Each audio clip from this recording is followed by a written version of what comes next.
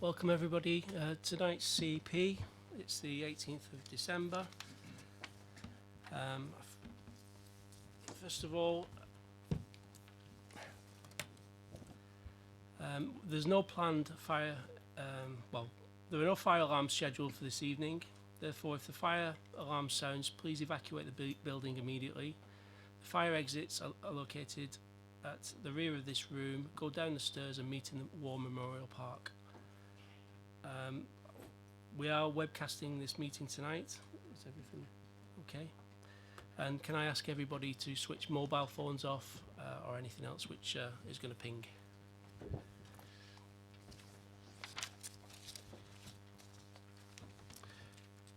I've got a few substitutions tonight. Apologies from Councillor Reid. Councillor Hickling is being replaced by Councillor Bound, and Councillor Woodridge is being replaced by Councillor Regan.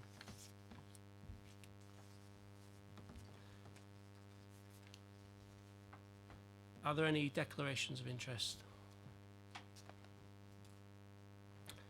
No? Are there any urgent matters? No? So I'll move on to item 4, the minutes of the meeting held on the 23rd of October. Are there any issues? Councillor McCormick. Just a question really on the task and finish group. Have we got any further nominations, and given the recent events, is there likely to be an extension for new nominations? I can check with officers later. And we'll get back to you. So I'll move on to item 5, referral from council.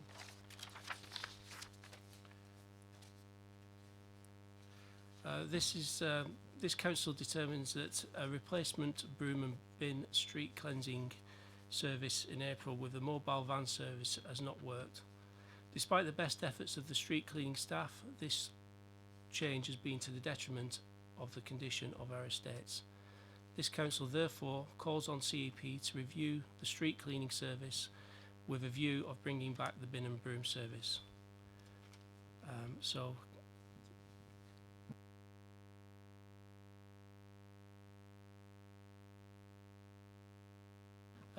can I ask the committee, do you prefer, sorry, Frost?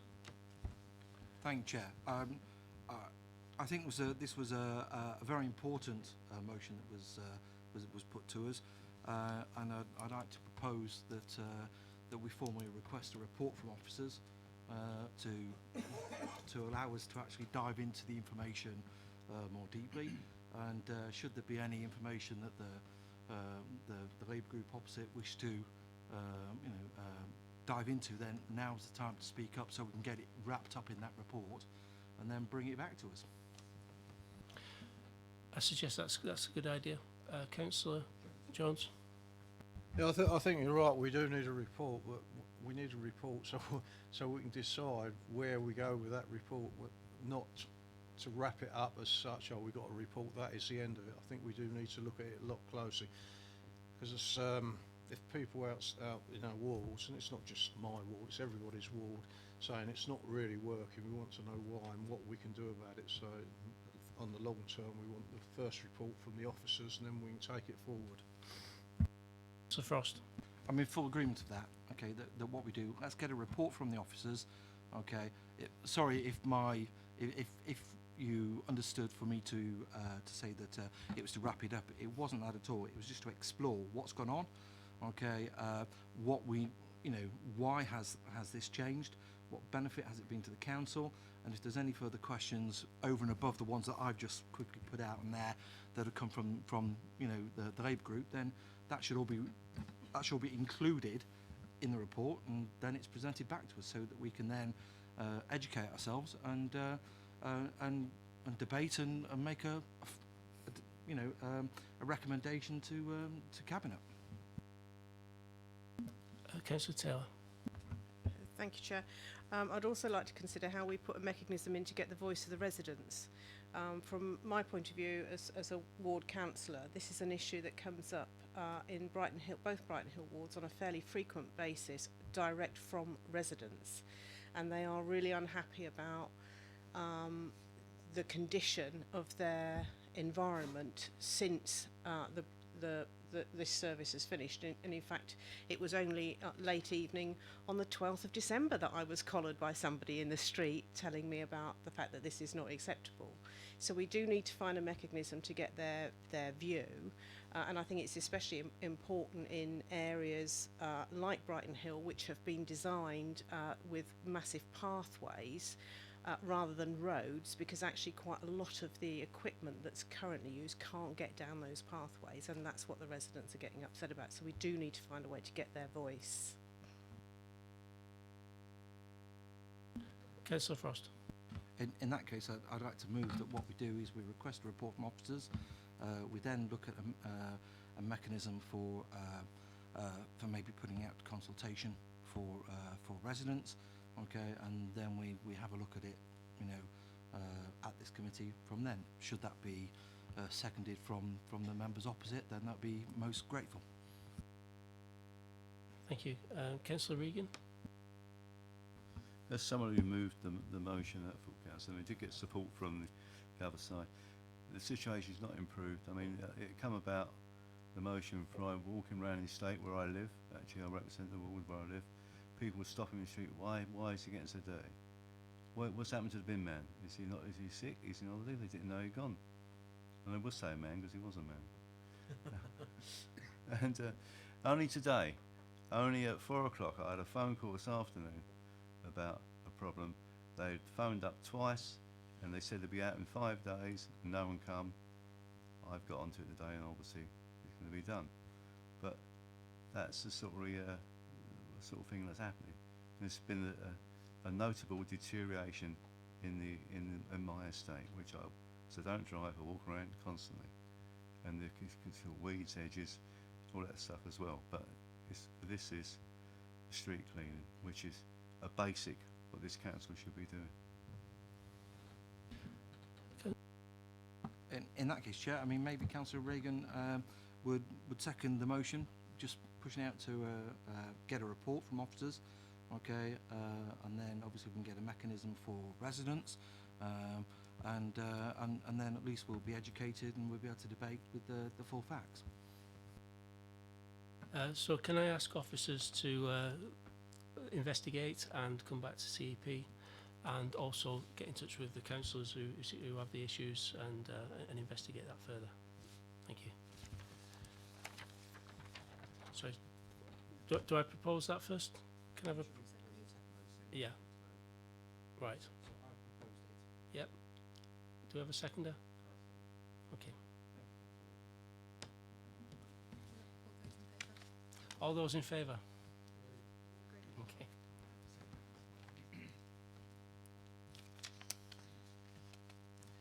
So item 6 is the update on the ice rink. So can I hand you over to Ian Ball, our officer, to give us an update? Thank you, Chair. And can I also advise that Mr. Heath Rhodes from Planet Ice is with me as well, supporting this, and will assist as I give a progress update following the last CEP meeting and the subsequent committee member briefing that we gave following the Stride to Glown report. So you will recall that there were, at the request of CEP, 3 site options that were investigated, asked to be investigated, and the council commissioned Stride to Glown to look at those 3 sites to ascertain whether they could accommodate an ice rink, ideally to international specification, and these were Thornycroft, Viables and Jay's Close. And we held a briefing 4 weeks ago to the committee and invited representation from the Ice Users Forum, and we took them through the report, which was subsequently shared with them, and all of those sites, I think in summary, it would be fair to say, present the ability to accommodate an international specification ice rink, albeit with different issues on each of them. So there's a variety of issues. Some were transport and access related, some were due to unknown ground conditions, some were due to significant utility diversions or simply compromised configuration on site.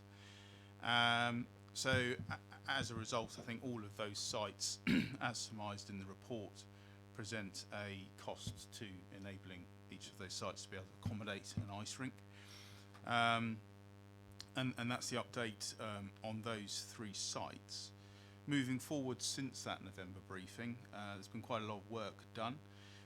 We advised at the briefing that we would be commissioning a further survey to get a better understanding of the condition of the rink and the building, and that is in progress, which I look to be able to give an update back in the new year. No earlier than that, given the time that we've taken to procure that. But what we have been doing is that we have met with New River, who are the partner through the development agreement that we've got for the leisure park, and we've also met with Planet Ice. Meeting with New River, New River are very much supportive of ice on the leisure park, if that can be accommodated. And it'd be fair to say they are now remobilising quite considerably following the outcome of the legal challenge that they were locked down under for the previous year. And they are indicating to us that they are very much supportive of ice, an ice rink on the leisure park site. And their next steps are to move forward as per the agreement of the development agreement to provide a full business plan for the leisure park. And that would be then ahead of them coming forward for a planning application subsequently. And that's quite important because that business plan will spell out viability, what the plans are wider for the site in terms of master plan, what can be accommodated, what can be accommodated where. And so we very much are working with them to bring that forward, and that will help very much inform what our next steps and options are. We've also met with Planet Ice, who equally are supportive of ice on the ice rink in its current location, and I'll invite Mr. Rhodes to give an update on that in a moment. So I think where we are at the moment, and also New River will be running a... Thank you ever so much.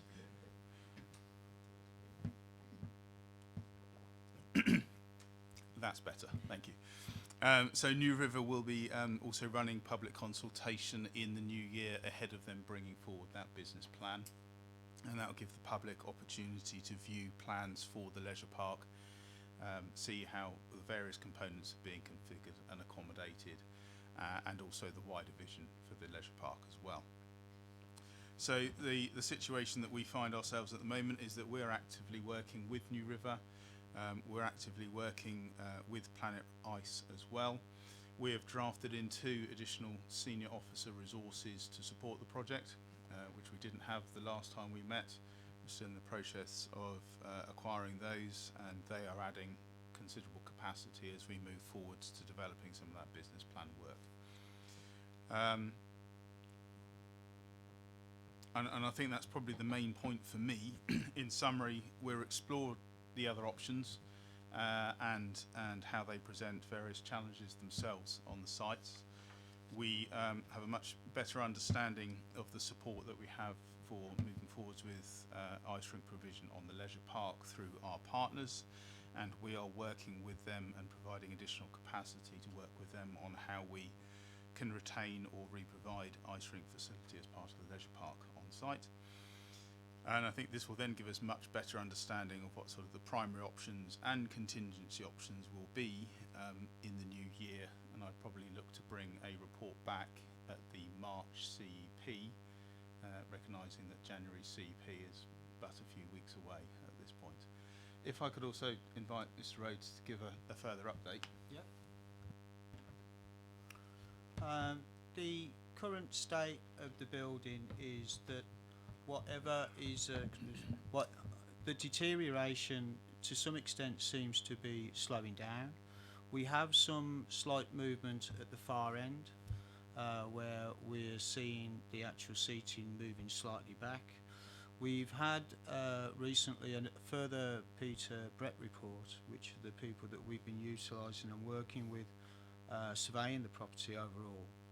And the general feeling there is that overall the movement is slowing down. They are happy enough that the reports on the building at one point were being recommended once every quarter. They've currently recommended that that can move to once every 6 months.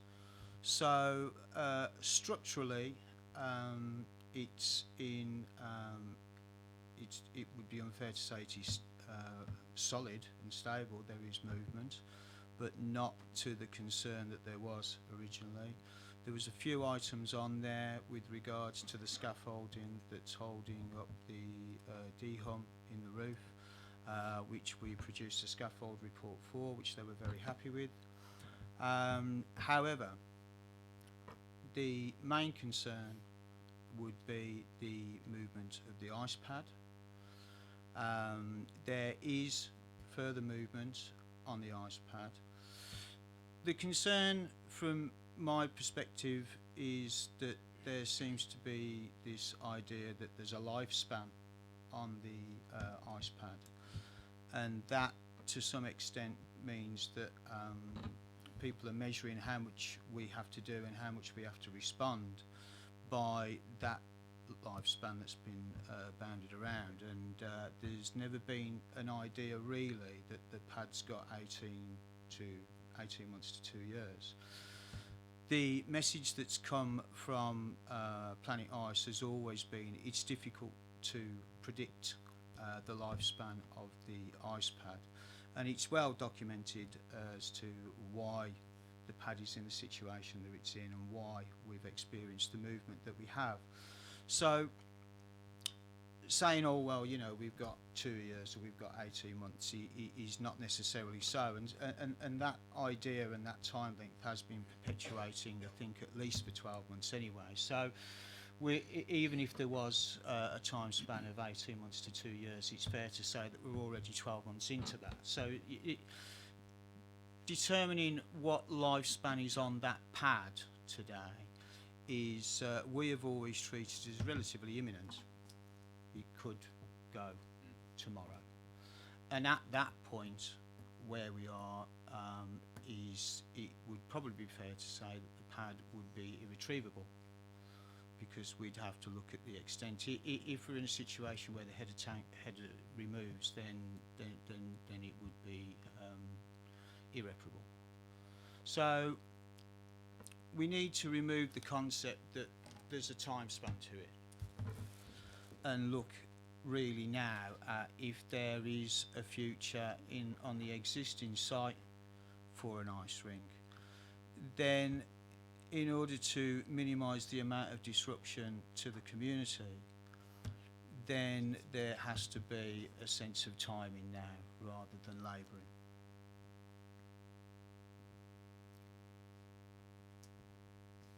Okay, can I just ask you to turn off that? Okay, well, we'll come back to questions. We've got one guest speaker, Peter Crooms. So can I ask you to come up and address the table, please?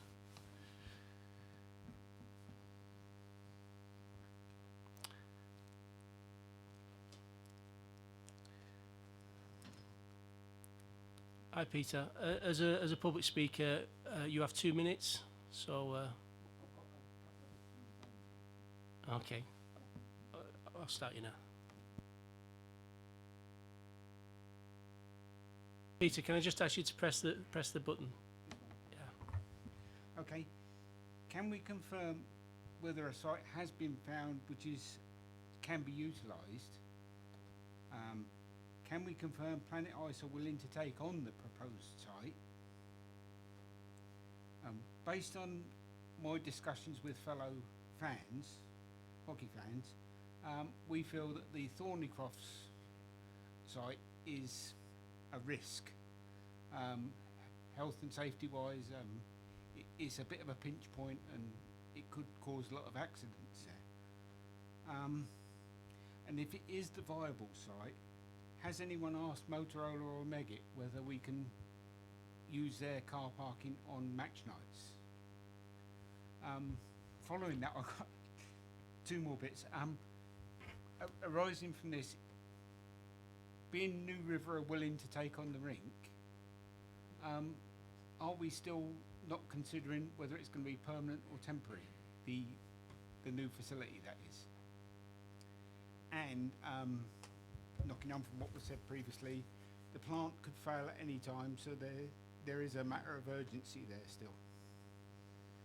I think that's all my questions. Do I have Thank to you. turn this off now? Yes, please. Can I pass that back to officers, please? Thank you, Chair. So I think from the update I gave and the position we're in, that both New River and Planet Ice are supportive of finding a solution and do recognise there is an urgency to it. That in confirming a site where we're working with New River is on the business plan for the leisure park is to first test and explore the viability of solutions within the leisure park, because that will be the most cost-effective approach to take, we believe.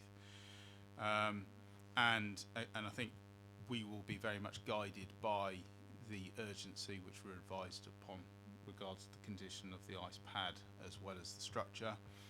And what I am mindful of is New River themselves won't be actively involved in development on site until they've gone through quite a further process with regards to planning, drawdown of the lease of the site, enabling the site and all other bits and pieces. So in all likelihood the business case will be prepared far ahead of that for whatever the solution is, either temporary or permanent in its current location. I take your point about Thornycroft. We haven't had further conversations at this point in time with regards to car parking opportunities on the Viables or the Jay's Close sites, but we would do obviously if those were the options that we're going towards. And again, just to reiterate really, I think where we are focused is through the support that we have from all of the partners involved on the leisure park. Peter, are you happy that that's been answered?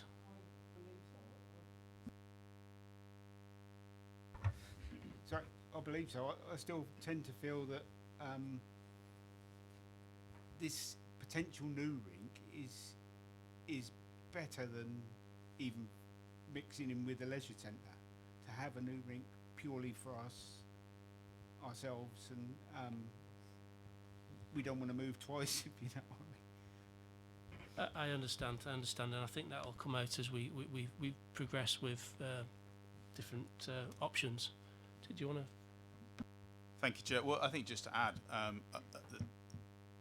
the ice rink is a commercial operation, and we must not forget that it needs to be considered so, and that viability and how any ice rink is provided has got to be viable as well. So I think where we're in a position to bring a report back in the new year, led by the business case development and further commercial understanding, will help crystallise which of these options are viable moving forwards. Thank you. John, do you have anything more to add? No, just to confirm that it is a priority for the administration, and that we are asking officers to work hard on this, and there's a lot to be done, but we want to do it thoroughly, very professionally, and look at the options closely, and I'm content that the officers are doing that. I'm pleased that we've strengthened the officer team for this. I'm pleased that now that the legal case is out of the way, that New River are definitely re-engaged with us. That was a loss of a year there, effectively. I'm very pleased to see Mr. Rhodes here tonight, because again, if we're going to find a solution for this, and we do want to find a solution for this, then it's important that that we work together. I think that the solution with the existing ice rink. There seems to be a lot to be said for that, but one has to wait until the sort of further due diligence has been done on that. You know, that gives us another option, which a few months ago didn't look particularly likely. New River, I think, have confirmed that they can work with the ice rink staying where it is as part of their overall master planning for the new leisure park, which again is a development, a new development in terms of their thinking, and I think also reflects some sense from them that they recognise that continuing to have an ice rink on the leisure park is valuable and something that, following the consultations they've already done with residents, that it's something that's important to Basingstoke and a lot of the residents, and so we want to look at every possibility to keep ice on the leisure park or in Basingstoke. Before I go on to councillor questions, just a couple of things I'd like to ask. We're commissioning a group or survey to be done on the ice in the first quarter of next year. Will that determine how long the ice will last, seeing that it's been identified tonight that it could be catastrophic?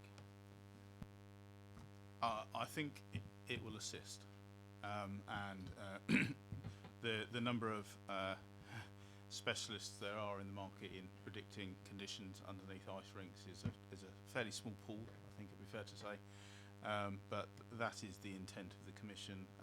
It's non-invasive, so how much they will be determined is a little difficult to predict at this stage.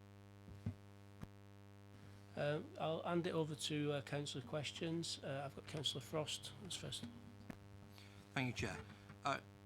I'm very pleased with the report from Ian. Okay, thank you very much, and also from Councillor Isaac. And it's lovely to see you here. No problem. Okay, so thank you very much for coming. And I am pleased, very pleased that that we are taking this very seriously and as a matter of urgency. However, I'm also minded the fact that what we need to do will take time, okay, and while I'm happy to give time, okay, we also I think it just needs to be reiterated that we don't want a catastrophic failure of the ice pad, and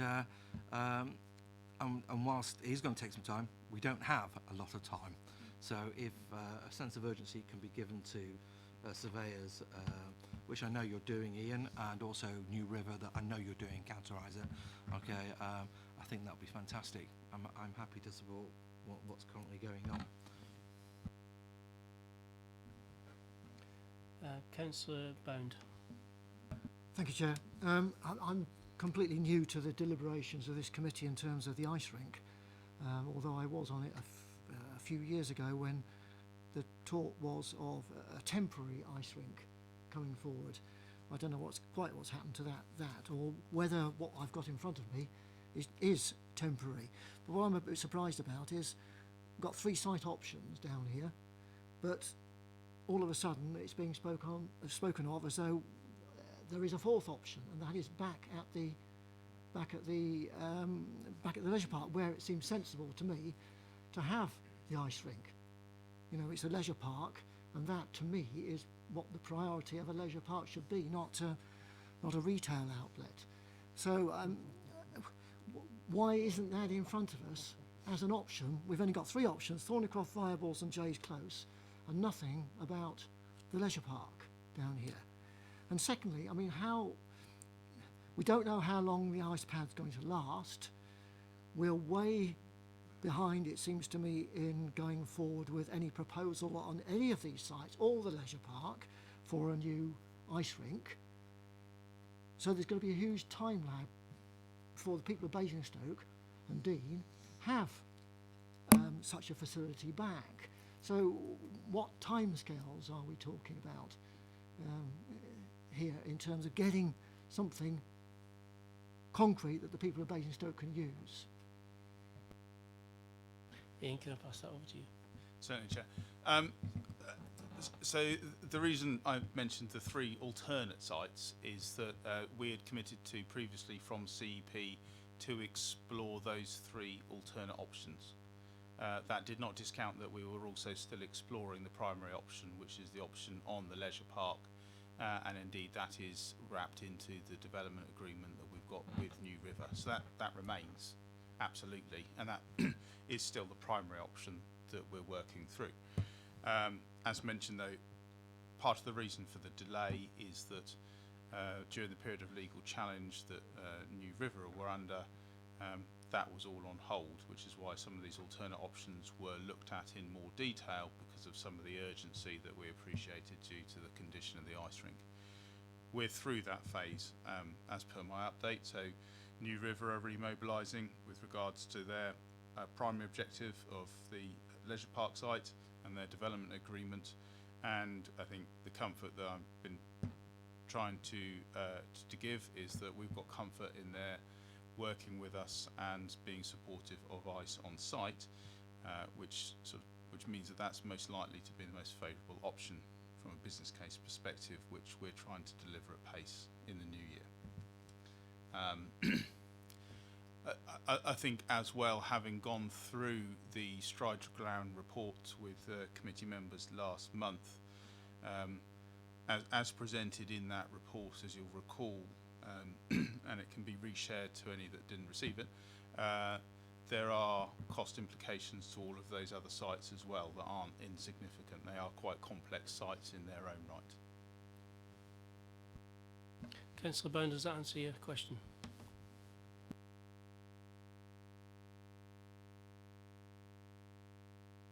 That's not too clear. Okay, Councillor McCormick. Thank you, Chair. So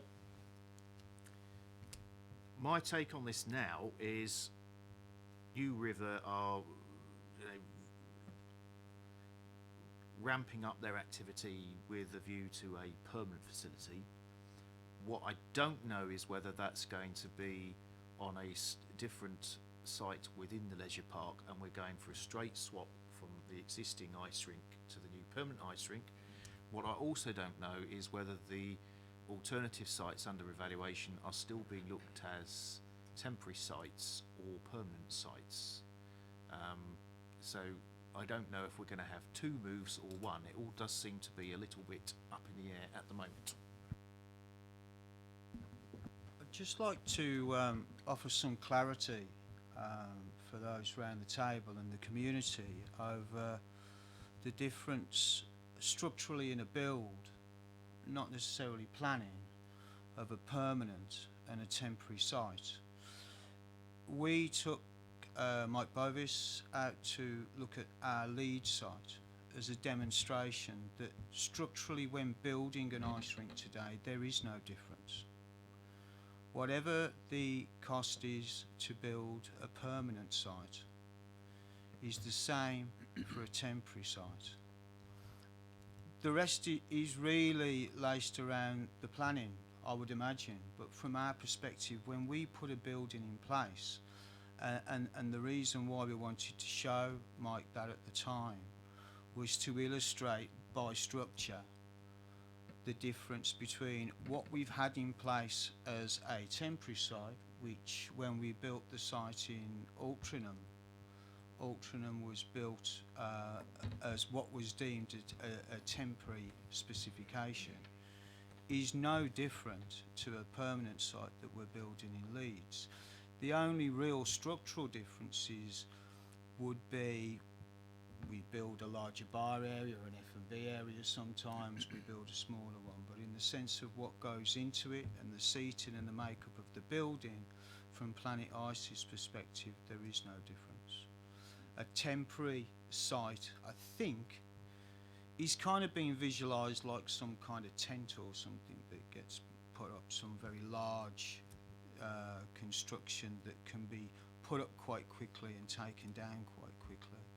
And over the space of 12 months, we did that in Slough, that some people may recall. But over the distance, something like that would not would not be suitable for certainly ice hockey and the amount of people that want to engage with it and figure skating as a whole. So I'd like to, you know, just put a firm picture in people's minds of the difference structurally to a temporary and a permanent build, and there isn't one really. So.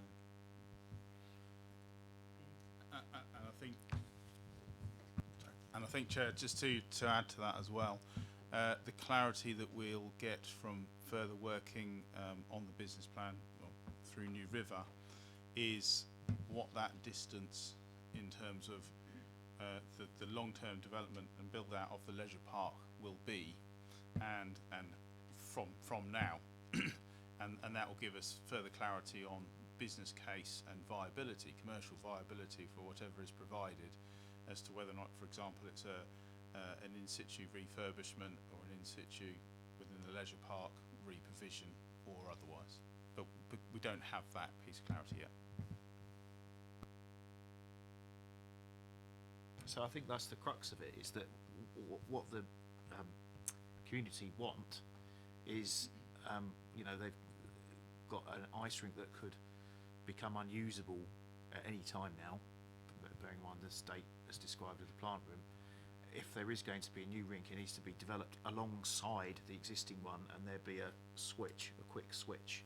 What I'm unsure of is whether that is what is being proposed on the existing site by New River, because if you take the site as a whole, it is a very large piece of land. Potentially they could have a new ice rink being built alongside the old, and I don't know if you know if that's their intention or not. I can't advise on their intention per se, but what I can advise on is whatever solution does also have to be viable, because this is a commercial solution. As it is currently a commercial operation at the moment, we as the council are an enabler and a provider of the leisure park site, and are seeking through the development agreement to achieve as much as we possibly can for the community. But we must also remember that the current situation is this is a commercial ice rink, and it's got to be a commercial operation going forward, so that the cost of the investment against the operational income it will achieve has got to balance out as well. And I think its best opportunity is on the leisure park. It is wrapped around with other leisure facilities, other food and beverage facilities, everything that goes with that. That is envisaged as being attractive, and that is why New River are supportive of it. But at this point in time, we have still got to work with them to get through to the detail that will enable a business case to be properly assessed. Just to add something to that. At this point, we are assessing the options, and that's why we offered 3 council-owned sites. We then had to get the report done by the architects, and that produced some encouraging results and some other concerns about each of the 3 sites. Quite properly, we're now looking at the alternative on the leisure park itself. If there was a case for overhauling the existing ice rink, then there would be a period of time when the ice rink was out of action while those works were being done. And so those all have to be weighed in the sort of balance when it comes to making any decision. But I think the council's role in this is one of as a facilitator and working with New River and Planet Ice. Planet Ice are the operator of the ice rink. It's a private business. There is no budget that council has for to fund and own an ice rink. So let's just reiterate that. But there are opportunities here, not least opportunities that can be delivered because we're talking about a comprehensive redevelopment of the leisure park. That provides us with the potential financing, and I think encourages Planet Ice in the sense that they know that it's going to be that much more popular and well visited as a new leisure park than even the current one is. Councillor Jones. Thank you. I've got two questions. As I understand it, what you're saying is, from Planet Ice, is that the building itself where people are sitting is I'll put it in this way, reasonably safe, so you're not going to be checking it as often as you were to make sure it was safe. I'm a bit dubious about that, but I've got to take that on face value. With the ice pad, now I don't know anything about ice at all. If you're saying it's breaking down or whatever and you lose it, is there not an opportunity to put ice? We've seen it in the Christmas fair in Winchester, whatever, these ice rinks, temporary. Is there no way of putting a temporary ice in the building itself while we're going through this stage, especially now there's an opportunity that may come up on the leisure park to put an ice rink in? If you put some sort of temporary ice facility inside the building, if that makes sense. Does anybody answer me that question? Because they seem to do it outside for a short period. Whether it's as big as what you need, I don't know. But from that perspective, I mean, I'm not an ice expert myself, but the question's been raised a few times, and what you have to take into consideration is the reason why the pad is, whether it be slow or whether it be accelerated, the reason why it is breaking down. And the reason why it is breaking down is because the movement of the ground that the pad sits on. So if you moved in another pad on the top of the ground, it's not necessarily resolving the situation. You're just putting another ice pad onto ground that is potentially moving. And it's been reasonably well documented by the Ice Users Forum over the history of the site as to why that would be. So, do we just put another ice pad in there? You know, I've got to take a lead from our technical guys at the end of the day, and trust me, if we could just put a new pad in on top of what we've got already, we would have done it.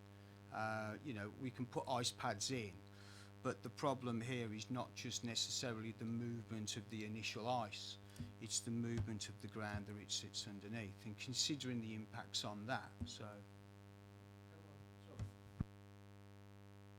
coming back on that, I understand what you're saying, but there's a cost involved if you're talking temporary, or I know what your view of temporary is the same building, but if it's not in an ideal position and we can get an ice rink in an ideal position, which would be in the leisure park, would it not be better to put a temporary rink in for a period?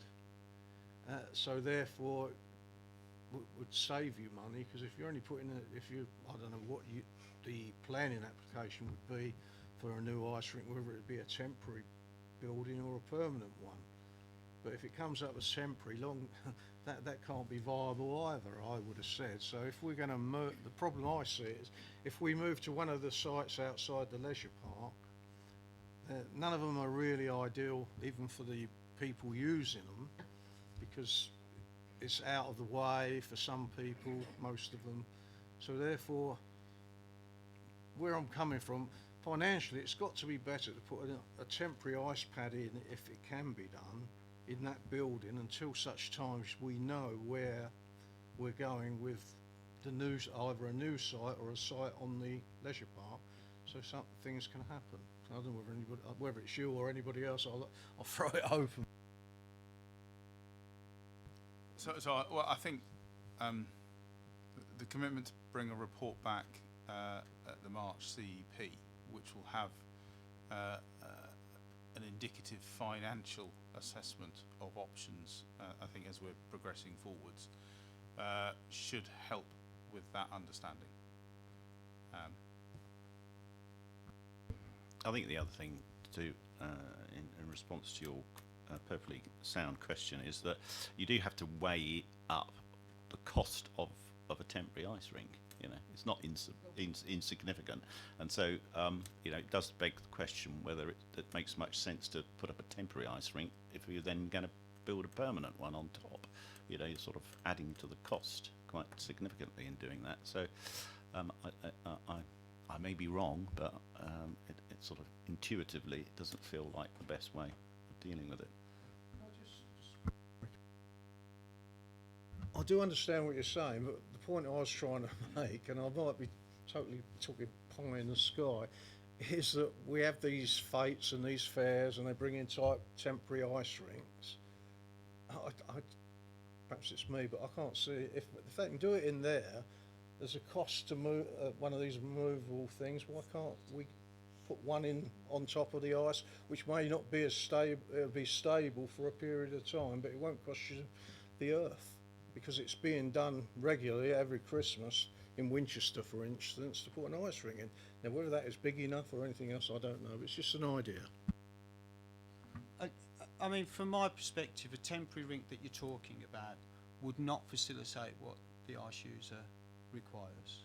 And without really understanding what lead times we're dealing with, the idea here for the community is not to find a short, fast fix for the ice user.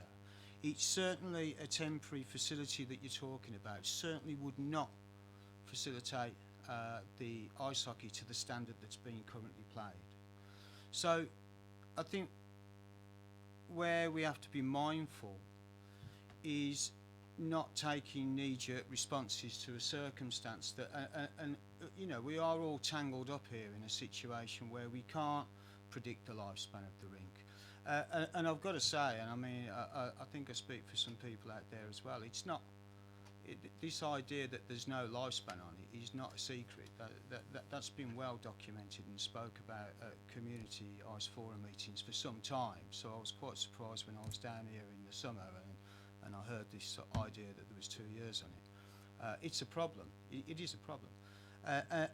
And trying to find a solution whereby we have no downtime while we're trying to make that transition is part of a process that we have to go through. So while we're in that process, if we put some kind of temporary facility in, and that's provided that we could facilitate it on the existing site, and it's not saying that we can, because you've already got a pad sitting on a site that's moving. If you put a pad on a pad that's moving, then it's probably still going to move. And the only process that we're in there is just really delaying a further process of getting a permanent site with a permanent rink in there. So I understand that there's an urgency here to understand how we deal with the transition of trying to get a permanent rink and keeping people moving on the ice. I think that is the part of the conundrum. The reality right now is that the ice pad is still there. I'm not saying it's going to fall over tomorrow. What I'm saying is there is no time length on it. It's still there. And it's facilitating people to a level. Unfortunately, there's a minimal audience that can engage with it both from a spectator's point of view and on the ice, and that's something that we need to resolve. From a commercial aspect, that's not good for Planet Ice either. So there's a lot of factors in there, and ultimately right now, I think if we were to, I think it's fair to say that if we were to explore remaining on this site,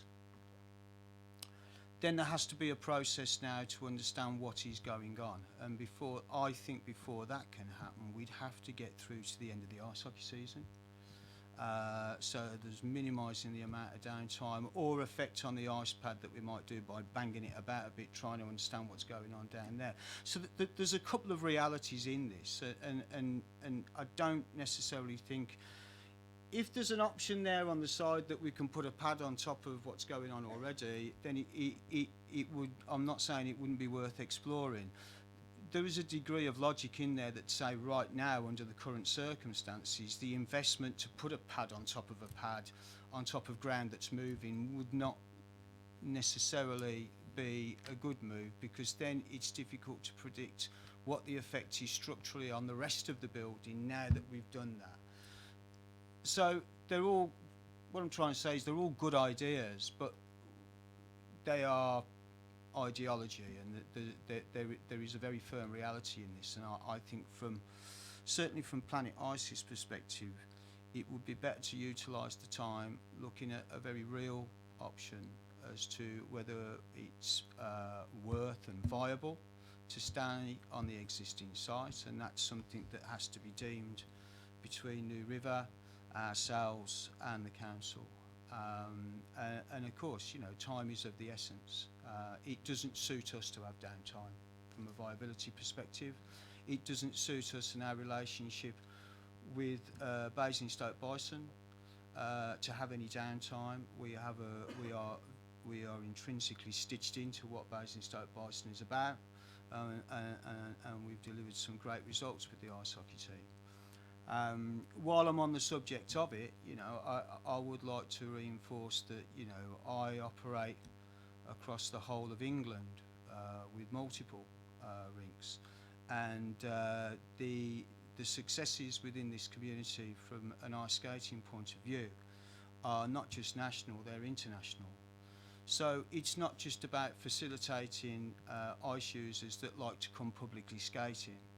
In Basingstoke, you are in a very unique position in the sense that competitively out there, you are very well known and very well acknowledged, and that needs to be taken on board. And for that reason, I think Basingstoke Council, Planet Ice and New River need to take ownership.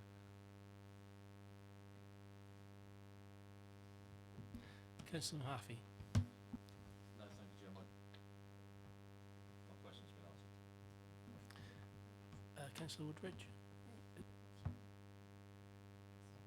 Oh, sorry, could you turn the mic? Sorry, Councillor Taylor. Thank you, Chair. I just really want to clarify a few things. I mean, I'm pleased to hear from Councillor Isaac that New River Retail have said that it's, you know, likely that the ice rink can stay where it is and be worked around. I mean, that was something that was off the table originally, so that I think is progress and gives us extra options. Obviously, not knowing the actual life of the ice pad does make things a little bit more tricky. But I would like to add a little bit more specificity really around some of these dates, because for some people the new year can mean one thing, and for others an entirely different thing. For me, it means the 1st of January, not the 1st of June. So really I'd like to have a little bit of a firmer idea about when you are expecting this business case. Are we talking January? Are we talking May? When are we looking at? When exactly, you know, they must have a schedule or a programme. When are we expecting this business case to come, and when are we expecting the public consultation from New River? Because I think having some, you know, firmer dates than just New Year, I think helps people a little.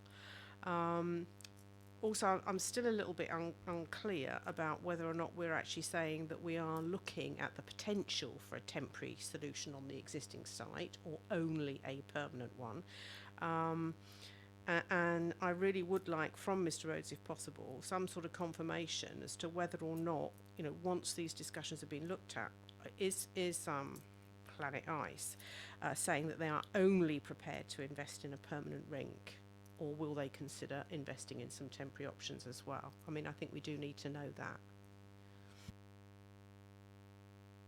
So I'll start. I haven't got specific dates from New River. They are aiming at the early part of the new year for public consultation. I take that to be the first quarter, but I can't speak for them. What I can reiterate is to bring back as best we can develop with outline commercial business case to the March CEP, which is what I did say earlier. So that's my commitment, that we can give a proper update report to the March CEP. Well, it'll include a outline business case on ICE options that we can develop, yes. It won't include the full New River business case, because that won't happen by March, no.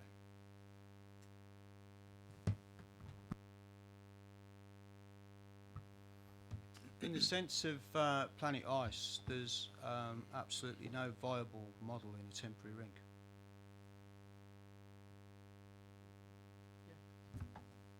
So just to summarise then, Planet Ice is only prepared to invest in a permanent solution, not a temporary solution. And we have no idea when New River will put forward a business case, but we can expect a report from officers in March.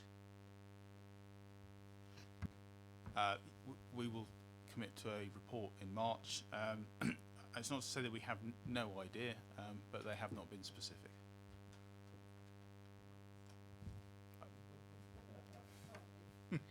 I don't, I'm afraid, other than they've committed to early New Year. But as you pointed out, that's not accurately precise enough, so to say. Do we have any more councillor questions? Well, thank you, Mr. Reid, for attending. We've been asking you to come along for quite a while, I think. Have we not? Oh, all right, fair enough. Okay. CEP requested that you came, so thank you for coming. And can I ask you to continue engaging with everybody, as well as New River, and we'll try and get this report or this business case put forward for March. We'll try and aim for that. Okay, thank you.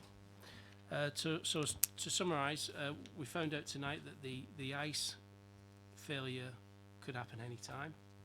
It could be catastrophic. I think we were basing our case on the civil report which came out in the summer, which gave us 18 months to 2 years.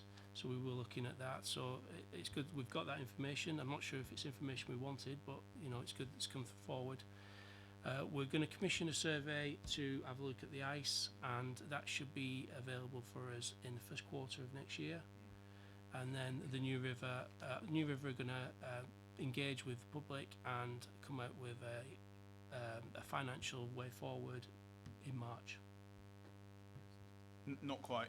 New River are taking to public consultation their outline plans for the leisure park in the wider sense. Right. We separately are working with New River and Planet Ice on a business case to bring to CEP. Right.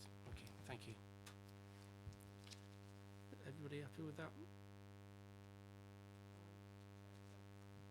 And if we can just record the fact that Planet Ice are not prepared to invest in anything other than a permanent solution. Yes, we can. Right. I'm afraid you're not, but yes, go on then. Okay, it's this permanent rink or temporary rink. Can this permanent rink not be at the leisure centre? Does it have to be at the leisure centre, or can it be somewhere else? We've identified 3 sites which it could be at. That's got to be determined next year, so that should come out with that report or that way forward. So we'll find out that next year. Okay. So we're going to move on to item 7, climate emergency update. Thank you.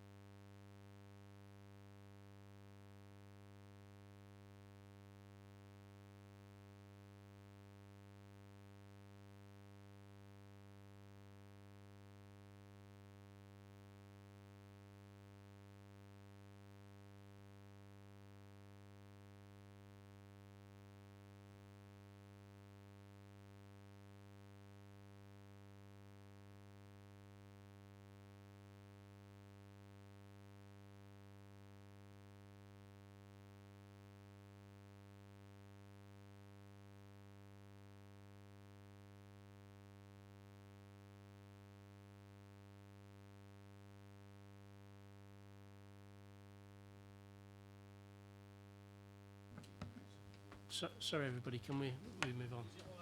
It is, yes. Thanks very much.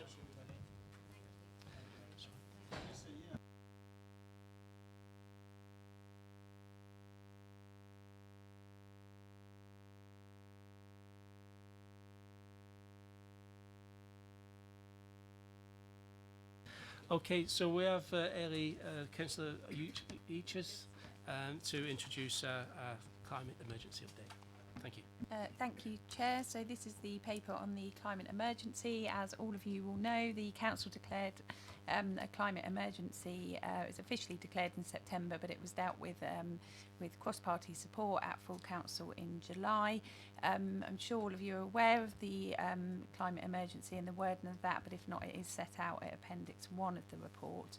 The Council has done a lot of positive things to progress the green agenda and lower our carbon emissions, but we are absolutely in no way complacent. I know, the administration knows, and I think this whole Council knows there's a lot more to be done, and we're really ambitious about pushing that agenda forward and doing all of those things. We take it extremely seriously, but we also must understand that we can do a lot and we can facilitate a lot, but we can't do it all on our own. We're going to need to work with partners. Every resident needs to do their bit. We need to get businesses on board, and that's what we've been trying to do since July. So notable steps, and just some, this isn't everything, but the notable steps that have been done since that climate emergency is we've established an officer delivery group, and it's really is great that that the officers are really ambitious. They're really interested in this green agenda. They really want to work to push this forward, and we've had 2 meetings. The first meeting was to establish how the group would work, discuss what areas of work we need to do, and we've had another one to look at how we embed climate change in report writing, which might not sound like much, but it's actually huge, to ensure that when reports are being done, that they're sent round the whole of the council, to ensure that we're thinking of that green agenda all the time, and that's coming in early next year. And we're also doing a lot of work at the moment to move to green energy, which again I can probably update you about in the new year. We've established a map. We've had 1 meeting, again, just to establish where we want to go, working cross-party. I thought it was very positive. And we've got another meeting of that in January. And we've got some ideas of what we're going to be looking at. One of the biggest things we're looking at in the next meeting, if I'm correct, is our transport and our fleet, because you'll know from the report that our fleet of vehicles and things are probably our biggest emitter of carbon. So looking at that, we're going to get Serco in and things, so that will be really interesting, and focusing on that. We've had a summit with BAS, which took place on the 5th of December up at the Arc. Really positive. Lots of partners came to that, was well attended, and we're going to discuss further how we now progress that, but it's really good because there was a lot of different people there, and it fed into how we will do our new climate change agenda, or is it? Our strategy, that's what I'm looking for, thanks. We have been, so Lucy in the team has been meeting with lots of different local community groups, and it's amazing to, we've always known there's a number out there, but actually there's probably a lot more than we realise. So Lucy's been busy working with those and looking to develop that further, so we can help them, support them, advise them, and facilitate them in taking things forward. We've done a stock take of work linked to climate change, including those actions underway or proposed, and they're all highlighted in the report. And also, which is really good news and positive, I think, we've appointed and employed a senior officer to provide additional resource to progress this area of work, and they start in January, so that's really soon. The key actions that we've done so far are highlighted under paragraph 2.9 in the report, and you'll see, hopefully, that comes out of the report there really is a clear desire to get our own house in order as community leaders, to then able to lead and facilitate people and encourage people outside of the council to do all they can to become carbon neutral as well. I've mentioned that we're looking to prepare a new climate change strategy, and we absolutely will be, as the progress is made on that, we will be bringing that back to this committee. We are coming to full council with a further update in February, and really I suppose the purpose of today is to get your ideas. We all need to work together and see if you think we're on the right track, any pointers you may have, because any ideas are always welcome by me, by the officers, and you know, this is a big agenda and we should all be working together. So I see it as a positive step forward. I fully appreciate there's lots to do, but I think we're on the right track. Mark, can I ask you to comment on that? Thank you, Chair. Yeah, just picking up on a few of the points that Councillor Each has made. Just to highlight some of the key elements of the motion, which was passed by full council back in July and endorsed by Cabinet in September. The key one for the Borough Council, I suppose, is making our operations carbon neutral by December 2025, which is quite a tall order, particularly when you look around at what other local authorities have tasked themselves with. It's around 5 years ahead of what other authorities are aiming for, so that's obviously very ambitious and something we should be doing as community leaders. We're committed to ensuring that 100% of our heating and electrical needs are powered by renewable sources, and that we only procure low or zero emission vehicles in the future. And finally, we've committed to working towards making the borough net zero carbon by 2030, which is ahead of the national target of 2050. So again, very ambitious on this council's part. The paper outlines the positive steps that we've taken to date, and they're really listed in Appendix 2, and I'll pick up on a few of the more fundamental ones in a moment or two. The report also touches on the volume of emissions that we emit as a borough council, and I'm pleased to say that over the last 3 years it has dropped, and we now emit just under 2,500 tonnes in the last financial year, which is still a lot, and it's still a big issue that we need to deal with, but it is positive and shows a step in the right direction. That's really the result of more fuel-efficient vehicles in our fleet, some improvements we've been making to the buildings over the years, and the addition of solar panels on some of our buildings as well. Councillor Reach has touched on this, but just over half of our emissions come from our fleet of vehicles. So that's not only the ones that we use in the Borough Council in the offices here, but the fleet used by the operational staff at Wade Road. So the mowers, the tractors, the transits, those type of vehicles that tend to be heavier and generally diesel powered. So they're responsible for for 52% of our emissions. The balance really comes from gas consumption to heat the buildings and the water, and also electricity for day-to-day needs. So those are the three areas I think we need to focus on in our activities going forward. More widely across the borough is about 1 million tonnes of carbon emitted by people living here, visiting here, driving through, or the businesses located here. So that's a really significant amount that we need to reduce and work with partners to do so. Some of the key actions that we're taking in the short to medium term are ongoing reviews of our fleets.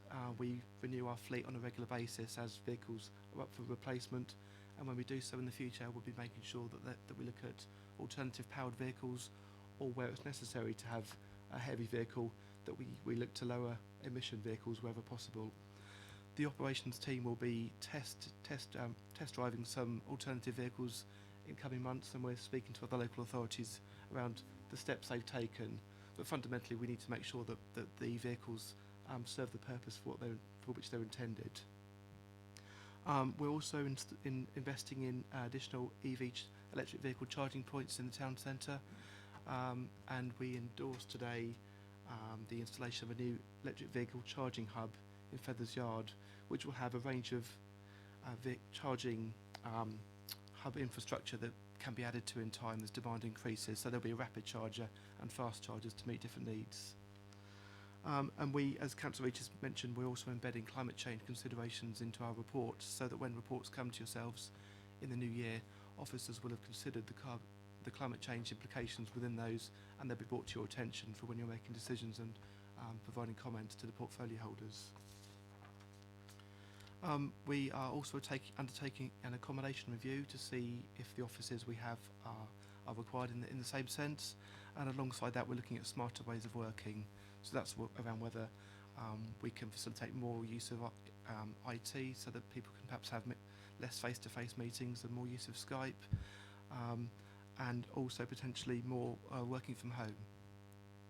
And we're also undertaking a future review of our local plan, and we'll set into that updated policies around sustainability and climate change to make sure that when development comes forward in the future, it has those things at the forefront. Councillor Leach has mentioned the officer group and the members advisory panel and BASP, and we'll continue to work with those organisations and groups of individuals in the future going forward.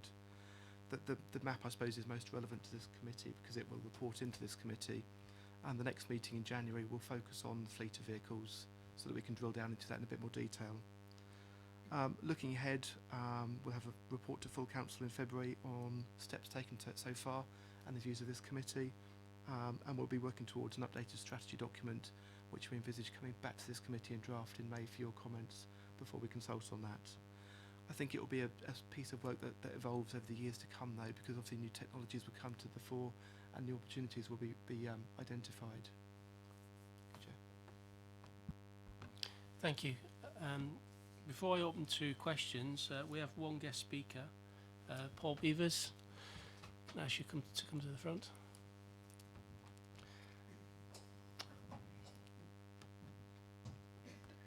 Hi Paul, you've been here a number of times, you know the score now. So 2 minutes.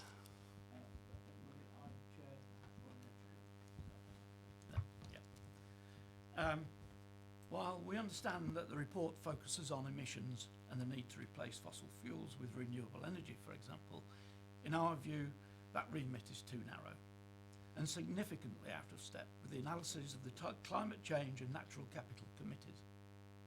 At best, this report mischaracterises and misinforms about the state of the natural environment and the actions the Council should have been taking already. Council needs to demonstrate joined-up thinking about risks across the 4 themes identified by the CCC, most recently its report to Parliament in July 2019, Progress in Preparing for Climate Change. It is essential that the extent, value and condition of borough natural assets and natural goods and services is measured and accompanied by an analysis of climate change risks so that management, mitigation and adaptation plans are put in place. One of the CCC findings states, DEFRA's 25-year environment plan is an opportunity to integrate wider environmental and climate considerations. However, there is a worrying lack of recognition that meeting almost all of the plan's long-term goals will require climate change risks to be addressed. This council should not be allowed to use national shortcomings as an excuse for inaction. The CCC has separately highlighted that all of the top 6 interrelated risks arising from climate change are to a greater or lesser extent threats to the natural environment. In the State of Nature Report 2016, the UK is rated 190th out of 218 countries for biodiversity intactness, 28th from the bottom internationally. Nature is subjected to ever higher levels of pollution and of similarly air, soils and water with more extreme temperatures, rainfall and wind. Some species could move but find it impossible because human development has so degraded habitats and fragmented landscapes. For other species, movement can be impossible.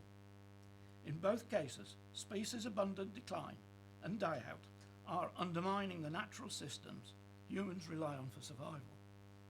The committee should insist these issues are addressed. Thank you. Thank you, Mr Beavers. Councillors, I've got Councillor Mahaffey first. Thank you, Chair. Can I just start by congratulating officers and particularly Councillor Eachus on the work that's been done so far. I know Councillor Eachus takes this very personally and has done an awful lot of work on it. But I must note my disappointment that we've just had about 50 people here to discuss ice skating in the borough, and when we come on to climate change we have one person turns up. I don't wish to belittle the need for the ice skating rink, but it perhaps suggests that we could maybe be doing a little bit more in terms of communication on what we're doing and public engagement. I've got a number of, you asked for sort of inputs, suggestions. These aren't really questions, these are things that I would like to see involved in the work going forward. The paper that's been presented to us largely addresses energy consumption and the use of fossil fuels, which are very obvious targets, and I think the work that's been done is very right and proper. I worked on this 25 years ago, and I think the actions that are being suggested there, not pointing fingers, but they should have been taken nationally 25 years ago. But some of the things I think that we're missing are, and the easiest one that we could affect tomorrow, subject to legal input, is in our procurement process. And I don't just mean in terms of procuring what we are buying, but we have a housing strategy. We have a commitment to build, I can't remember the number, but an awful lot of houses over the next 20 years. There's a lot of information in the press about the use of fossil fuels and the emitting of methane from cows. What doesn't get so much publicity is the fact that one of the world's largest producers of CO2 is the production of cement. Now, bearing in mind we're going to build an awful lot of houses, I would like to see our procurement policy and our development policy having some sort of commitment or requirements for developers to have a genuine commitment to climate reduction, and not only from them, but from their subcontractors as well. I sat until recently on the development committee, and I've complained frequently that we talk about the word sustainability, and every time I look at a development proposal, it's very much a sort of token gesture to sustainability, and I've never really got a decent commentary on what we mean by sustainability. But a very easily actionable thing is procurement, focusing on use of cement and other inputs. Whilst I'm still on the housing policy, I'd like to see a little bit more imaginative. I do agree with what Mr. Beavis said, that the scope that we're talking about here is very narrow.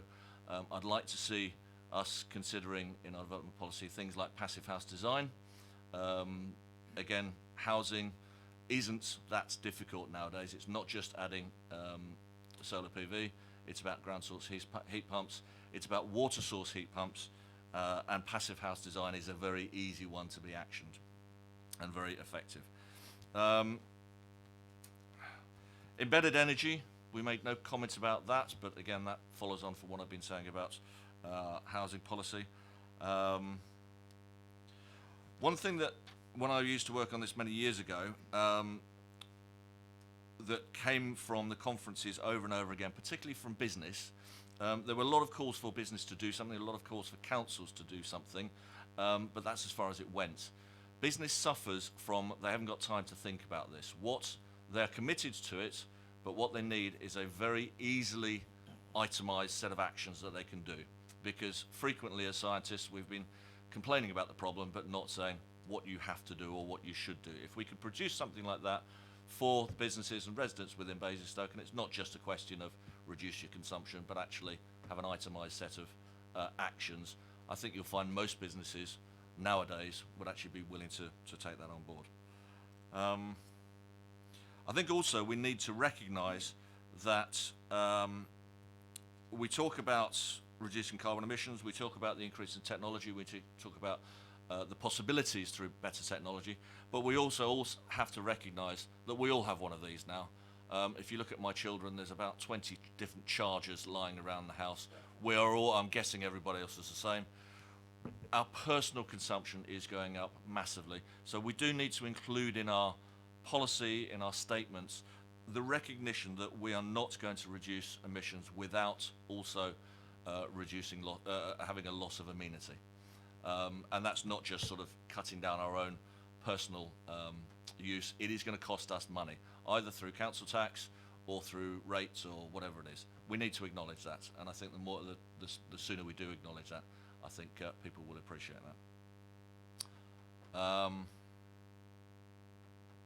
think that's my list of comments that I wanted to make. I don't know if that's helpful or not. Hope it is. Thank you. I've next got Councillor Kinnear. Thank you, Chair.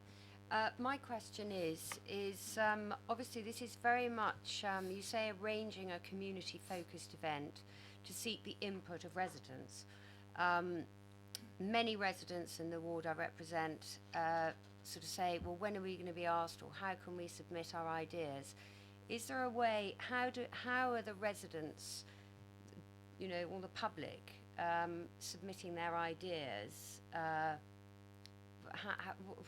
is there a consultation or? Sorry, I mean, I can go round and send an email maybe to the whole village or the whole ward, or try to, but could you possibly help me on? Yeah, I suppose what my colleague Lucy is doing so far is speaking to community groups or parish councils who have come to her and said, you know, we've got an interest in doing some activities around green issues and climate change. How can we get involved? So she's trying to bring those together. And I think she was out at Tadley this afternoon having a conversation. I suppose if there's individual residents, they're more than welcome to email the team, and we can consider their comments and, you know, just try to lend them some support. When we have the draft strategy available later in 2020, that will be out for consultation, so there'll be the opportunity to comment on that as well. Thank you very much. So the draft strategy is when they will all get a chance to submit their ideas, etc. Parish councils, is it up to them to approach you? That's been the approach so far. If they want to email me direct or the climate change email address, we can start that conversation going. I say Lucy's currently speaking to Overton, Whitchurch, Oakley and Tadley, and she's looking to develop a wider kind of forum to bring together the groups so that they can work with each other and develop ideas amongst themselves, and we just facilitate and support that where we can. So that's at an early stage, but if there's particular people in your community that want to approach us, then we're kind of more than happy to make contact. Okay, so could I make a request that Kingsclear, Hannington, Ashford Hill with Headley, those 3 parish councils, if she could contact them, because I know they'd be very interested, and we can, as ward councillors, we can publish and let people know that she's going to come and attend. Thank you. Councillor Bound. Thank you, Chair. I couldn't agree more with what Councillor Mahaffey has said. It is Mahaffey, it's upside down. Yes. I couldn't read it because it's upside down. And I note on page 18 of the report, that's 2.17, the major housing developments, including many down. I mean, I think that, and I'm presuming that it will be, that climate change is going to be first and foremost in any sort of planning that's coming forward in the future under the revised local plan. Because if it isn't, we're not going to get anywhere with it, because developers will just build what they can do as cheaply as they possibly can, because it's all about profit. So we've got to be really proactive, I feel, and I hope you agree, in terms of planning. Can I just come back on the planning point, because a number of you have raised it, and I totally agree, and I don't know if Matthew's got anything to add, but the local plan is going to be a huge thing. So the policies and that, I mean, they're really going to drive how we deal with this and developers, and I think that's going to be really key, that we all push for that and have ambitious policies and brave policies that deal with these things, so that we do work towards this carbon neutral. I think you said it all, actually, Councillor. But we're certainly, I think, at the front and foremost of our consideration of the local plan review is to look at the extent to which we can drive up standards around sustainability and carbon neutral, and I think time is quite good, because we're right at the beginning of that process, and that work is already starting.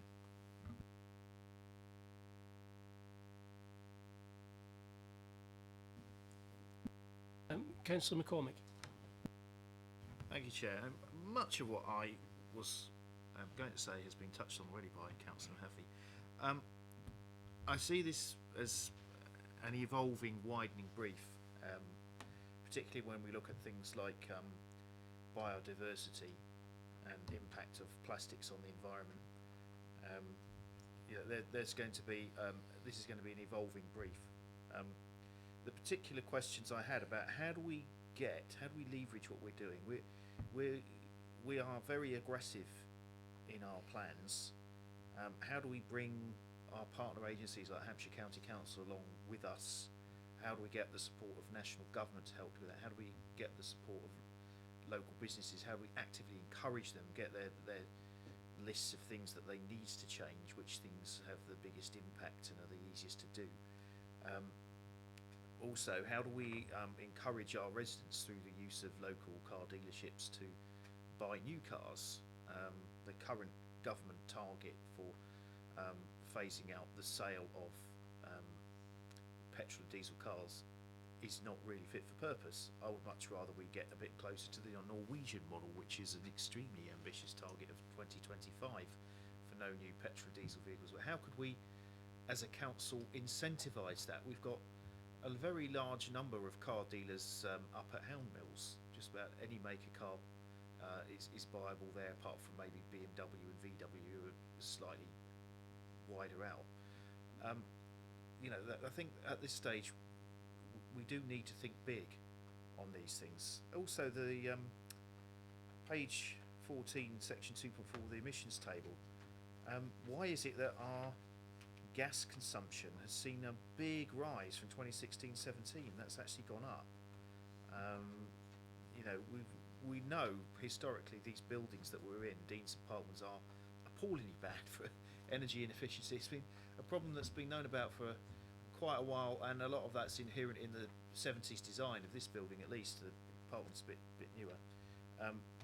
What are we actually going to do about it? Are we actually going to be able to get some money from the government, if necessary, to help us with our buildings and to help residents as well? There are a number of things that residents could do, such as change the central heating, install solar panels. These are big ticket items. You know, what's the government going to do to help? You know, we can't lend large amounts of money. We don't have it. We can't lend it to our residents. What can a government do to incentivise people who you know, the vast majority of people out there, when you talk to residents, they want to change. And a work item that I've submitted as well about charging points on the road in residential areas where you've got communal parking, where you've got terraced houses, etc. You know, that work is being done by the councils. Reading are introducing charge points on the street. So I think we need to work very closely with other councils to do that. But I am really pleased this paper's come forward. A considerable amount of thought has gone into it, and I commend the officers for that, and I commend the portfolio holder for championing this. But you know, I think it's a promising start. We just have to capitalise on it. Certainly, from a personal point of view, I noticed in the tables at the back about influencing councillors' behaviour. I recently invested in a plug-in hybrid car. I would have gone for full electric, but it was very expensive. Hopefully, over time, that will come down the next couple of years, and we can help incentivise residents and point them in the right direction on that. One of the things I'm also looking at doing, I have looked at public transport going to work. I work in Reading. I do use it. It has its pluses and its minuses. You know, when are we going to get electric buses in Basingstoke? Ultra low emission vehicles. I know there was something about the centre shuttle, but when we're going to get the whole lot done? When are we going to get zero emission taxis and private? How are we going to address transport issues late at night? There's a whole load of things inherent in there. Maybe we want to tease some of these out in some work items and get some task and finish groups looking at some of these.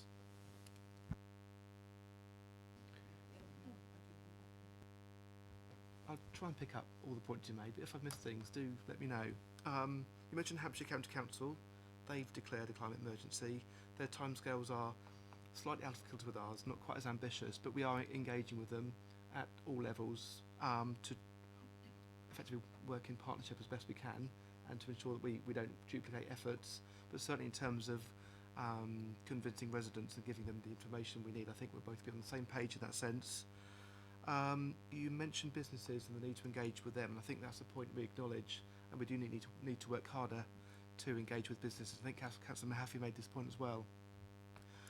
We're looking at the options available to us after Christmas to speak to them through conferences and summits to understand what their needs and wants are and how we can support them in terms of climate change. So the idea of a checklist and easy to progress ideas will be helpful, I think, for that. You mentioned electric vehicles and charge points, and I know you've raised that as an issue for the future work programme. That may be something we could look at through the map potentially as an issue.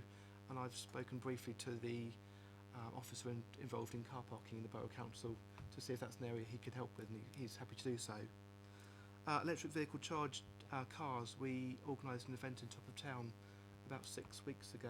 We had all the main dealers in with their electric vehicles, and I think they actually sold a dozen cars on the back of that. So we're happy to do that again in the summer, perhaps when the weather's better and we can advertise it more formally. I think we were limited in space in top of town, so perhaps we can expand it from there.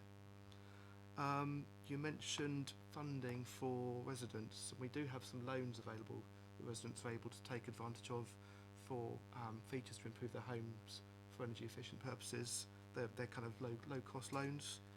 And we are working with some energy companies to take advantage of the government's eco funding, which is where the energy companies have to provide money to support those most in need, those in fuel poverty. You also finally mentioned the centre shuttle, and we will be retendering that in the next 18 months or so. And so when we do that, we'll be looking at opportunities to look at alternative fuels. It may be price prohibitive. We'll certainly explore that.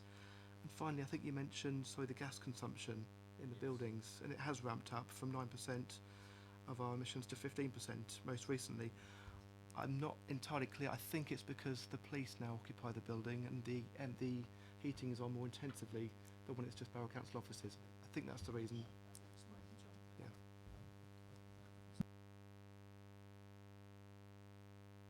Yeah. There was something I missed out on that, and I will get some kind of haranguing off the cycle groups if I don't mention it. Promotion of cycling in Basingstoke. As a new town, we are replete with lots of cycle paths. When you get out into the rural areas, some of the national paths don't seem to be going in quite the direction people might want. The main roads are a nightmare. The Alton Road, the Newbury Road, the Reading Road, they're all death traps. We don't appear to have any kind of meaningful cycle provision. I would dearly love to be able to cycle to work in Reading. The way I would do it at the moment would be going up via Bramley and along to the River Kennet, where there are some cycle paths there. If I wanted to cycle to Alton, I'd have to go an extremely circuitous route. There is a national path down there, but it doesn't actually follow the A339 at all. And the A339 isn't exactly that direct. But there is a disused railway that could be used for a really good cycle route between Basingstoke and Alton. I've mentioned it to Hampshire before, but that never it requires the cooperation of landowners, and it's been built on in one or two places, and we've never quite got there. But I'd see this as a golden opportunity now. Anything like that we can promote to try and entice people to get out of their cars and use transport under their own steam. It's got to be a good thing. Thank you. Councillor Regan. Picking up on it, my colleague just said about getting out of cars. I mean, no one's going to get out of a car till hell freezes over the current public transport system. I mean, buses is my old hobby horse. Mentioned shuttle bus service. No, it doesn't run on a Sunday or in the evenings. So people are going to use cars. It's a prime example. I couldn't get home tonight without a lift off my good comrade here. It's a hybrid. That's all right then. So, until we address, especially with all these estates growing up around, that are being built without any sort of bus service, because the bus service has to be commercial. Under the Transport Act, it can't be subsidised unless it's proved to be socially useful. So maybe you can get developers to do it. Certainly now we've got a new Conservative government with free market emphasis. It's not going to amend the Transport Act, no matter what they say about the environment. So public transport is the answer. One of the biggest problems I got locally is not only cuts to the Hampshire being hypocritical by cutting subsidies to buses. It's about parking. People come back the door because there's 2 or 3 cars per house. And you ever think about, I couldn't get into Reading the other day. I had to wait an hour to get through all the traffic. Well, why don't you get the bus? Why don't you get the bus to town, then get a train, which is 25 minutes right into the centre of Reading? People have not got that thought, because they're not, public transport to most people is not seen to be reliable, especially buses. There are no buses in the evening, really. Certainly not in the rural areas. No one in the rural areas is going to give up a car. So, I mean, a public transport strategy, and I mean buses, and the amendment of the Public Transport Act of 1985 amended by the 2017 Buses Act, which restricted municipal interference in the market. So again, once we've got market-driven public transport, you can have all the strategies in the world. It ain't going to happen. People are not going to get out of their cars. Councillor Taylor. Thank you.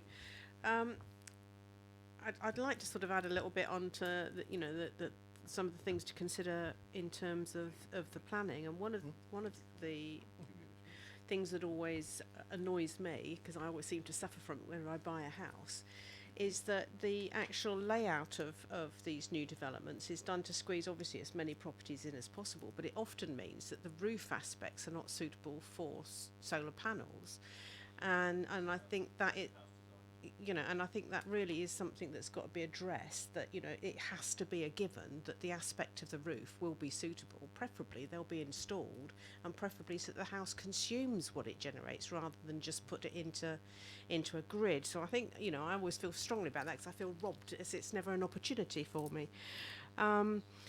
I think actually in terms of supporting small businesses, we do have a defunct property loans that it never really got off the ground, and there's a loan system there. So perhaps we could actually redirect how we use that loan and redo it for making green loans to very small businesses and taxi firms. And I think there's a question about education with our residents, and I think it's all very well to talk about parish councils, but there's an awful lot of us in the centre of the town that do not have parish councils, and I think that we need to go a little step further than saying we're going to consult with people after the event. We need to be thinking about what we're going to do to educate people. I mean, we have a lot of big shops in Basingstoke. We can mention all the brands, but in my world we have a particular one. I mean, I go round all of the different shops. I've been trying to shop plastic free for some time, and I can tell you it is extraordinarily difficult, and that many of the shops, if you want to buy loose vegetables, you'll be surprised they're often dearer than the packaged ones. So I think there is an opportunity there for us to actually think carefully about how we educate residents, even by having in consultation with those stores, stands in their lobbies. Most of them have sort of quite big lobby areas where we could be actually issuing leaflets about what you can do to reduce plastic consumption when you're buying your shopping, and also to have conversations with our local stores about the fact that we'd really rather like them to be a little bit more proactive locally, even if they're not doing it nationally, and get rid of the plastic. We could do incentives like, not only just having an information stand outside, the local supermarket and giving away leaflets, but also the recycled plastic bags that you can put your fruit and veg in, for example, sort of advising people or giving away mugs, branded mugs on, that you refill. So there's lots of things that we could do, and I think that is a really urgent thing to do, because most of the consumption of plastics is done, through us as consumers every time we buy something, and we really need to not just educate ourselves, but also educate the stores that are serving our area, and be quite sort of robust with them, I think. Do you want to reply to that? Other than saying they're really helpful ideas, and we'll think about a way of implementing them with Councillor Each's. No, thank you for that. I totally agree. And with the plastics, it's something we've been dealing with for a long time. And I know we've written to supermarkets before, and I know the government are trying through the waste and resource strategy that's coming out and looking at a plastic tax to try and encourage manufacturers not to use it in the first place. But it takes time. But you're right, it's all about education, and the less we use it, then the less they're going to make it, and the more people that can do that and use more reusable cups and things, the better. So it's really positive what you're saying. I agree. Councillor Jones. Thank you, Chair. I think this is a good start. At least something's on paper now. We can actually see where we could possibly go. One of the things I would propose, funny enough, it happened years ago, just before, as I become a councillor, it was the park and ride. We have one at the moment, but when you look at the size of our town now, we should have more than one park and ride round the town. So people coming in from Chadley or wherever, they might decide, as long as it's a good service, they will park their car and come in. And the other thing is a lorry park and deterring lorries from coming into the town when it is busy, when you've got lots of people there. Some areas do it where I don't know where they are now, but when I used to work for Sainsbury's, I know we couldn't deliver to certain areas at certain times. But as a borough, as a town, we should be doing that. You know, we should be deterring the lorries that actually pollute the area, causing traffic jams. And we should try and work with Hampshire. I know that's pretty difficult these days, but the one-way system round Basingstoke town in particular, that was put in back in the 60s or late 60s, early 70s for good reason. It worked well. Now it does not work. So anybody goes up the top of the town and think, oh God, I've got to go down. They've got to go right the way round. And there is areas we should be looking at so they can park their cars or whatever. I don't think, you know, some people, I know Colin's one of them, who is anti-car. We can't be anti-car. What we've got to make... Sorry, mate. We've got to make... We've got to make it so it's easy for people, and eventually people may not use their cars as much. But I think Hampshire's got to do their bit. It's outside schools. We should have no parking zones outside schools. That's one of the biggest areas. Every school across this borough and across the whole of England and Scotland and Wales, they want to drop their kids at the door. We should be banning them from doing that. I don't know how we do it, but we should be looking at it and get out to the schools and the parents to make sure, well, you can't park there. I know in my area, Chiltern Way, for instance, we've got double yellow lines, no one polices them, they park and then drop the kids, off they go. And I wouldn't mind not even 100 yards down the road, we've got the church, they said they can use our car park, and that, but they won't. So we need a little bit of enforcement, a little bit of encouragement.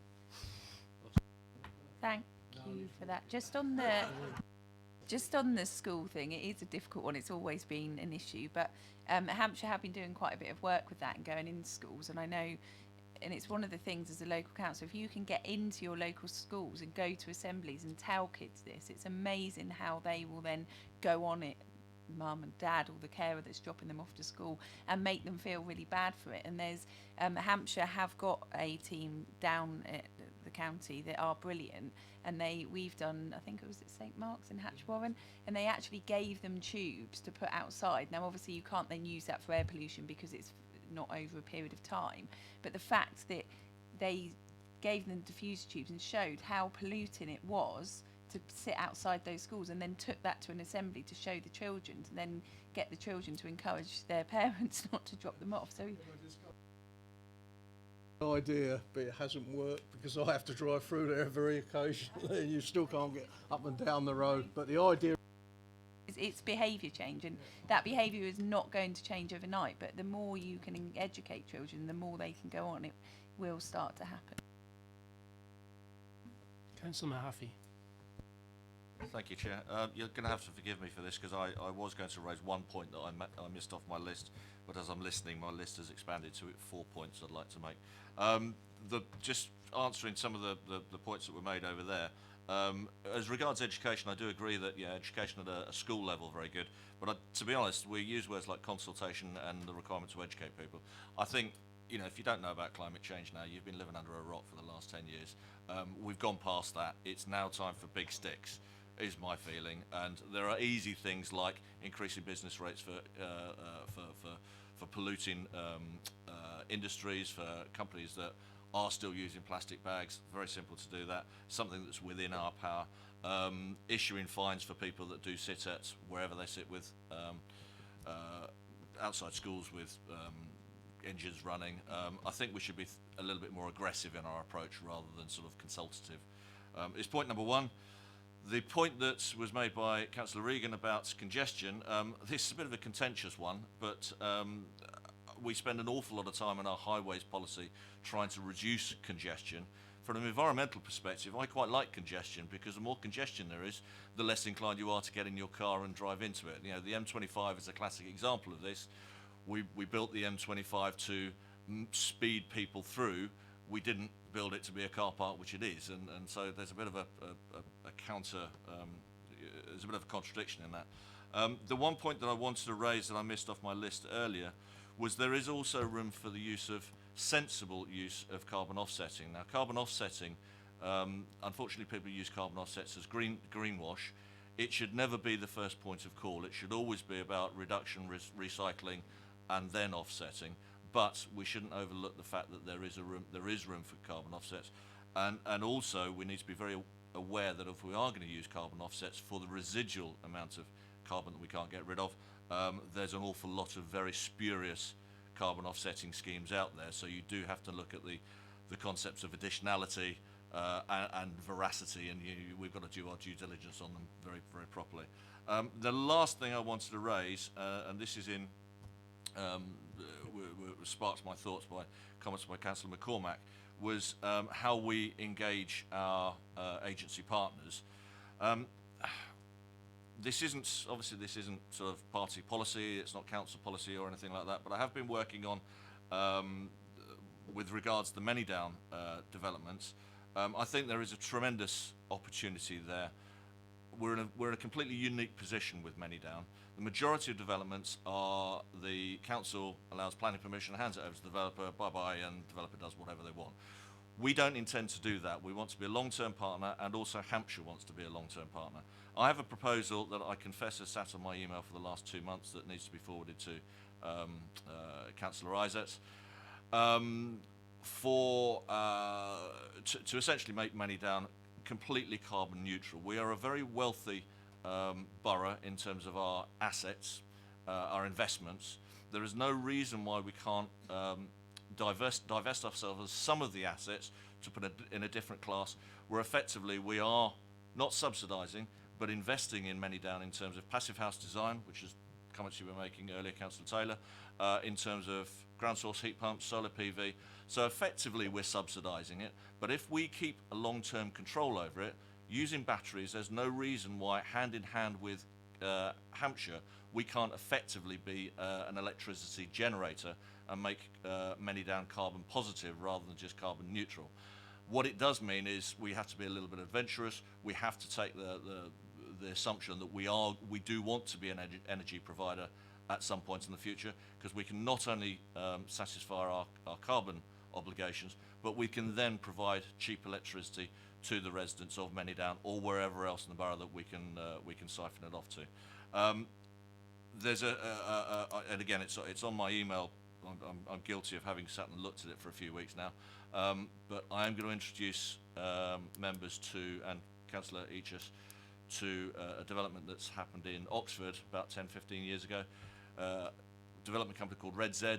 They worked hand in hand with Oxford's Borough Council, and effectively they have exactly what I'm proposing. Their technology is a little bit out of date now, and I have spoken to them and they said if we were going to start again, we wouldn't have made the mistakes we've made. So hopefully they've made a few mistakes up in Oxford, and if I can introduce them to you in the next few weeks, then I would dearly like, if I can affect anything during my time on the council, I would like to see Manydown being completely carbon neutral, if not carbon positive.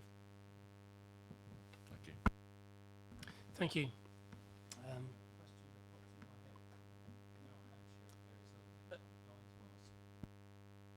We'll come back to it. Councillor Kinnear.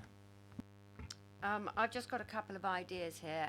When you say that you've contacted and discussed ideas with local businesses, and then obviously you've been talking about schools, is that all schools, private schools included? All schools in the borough?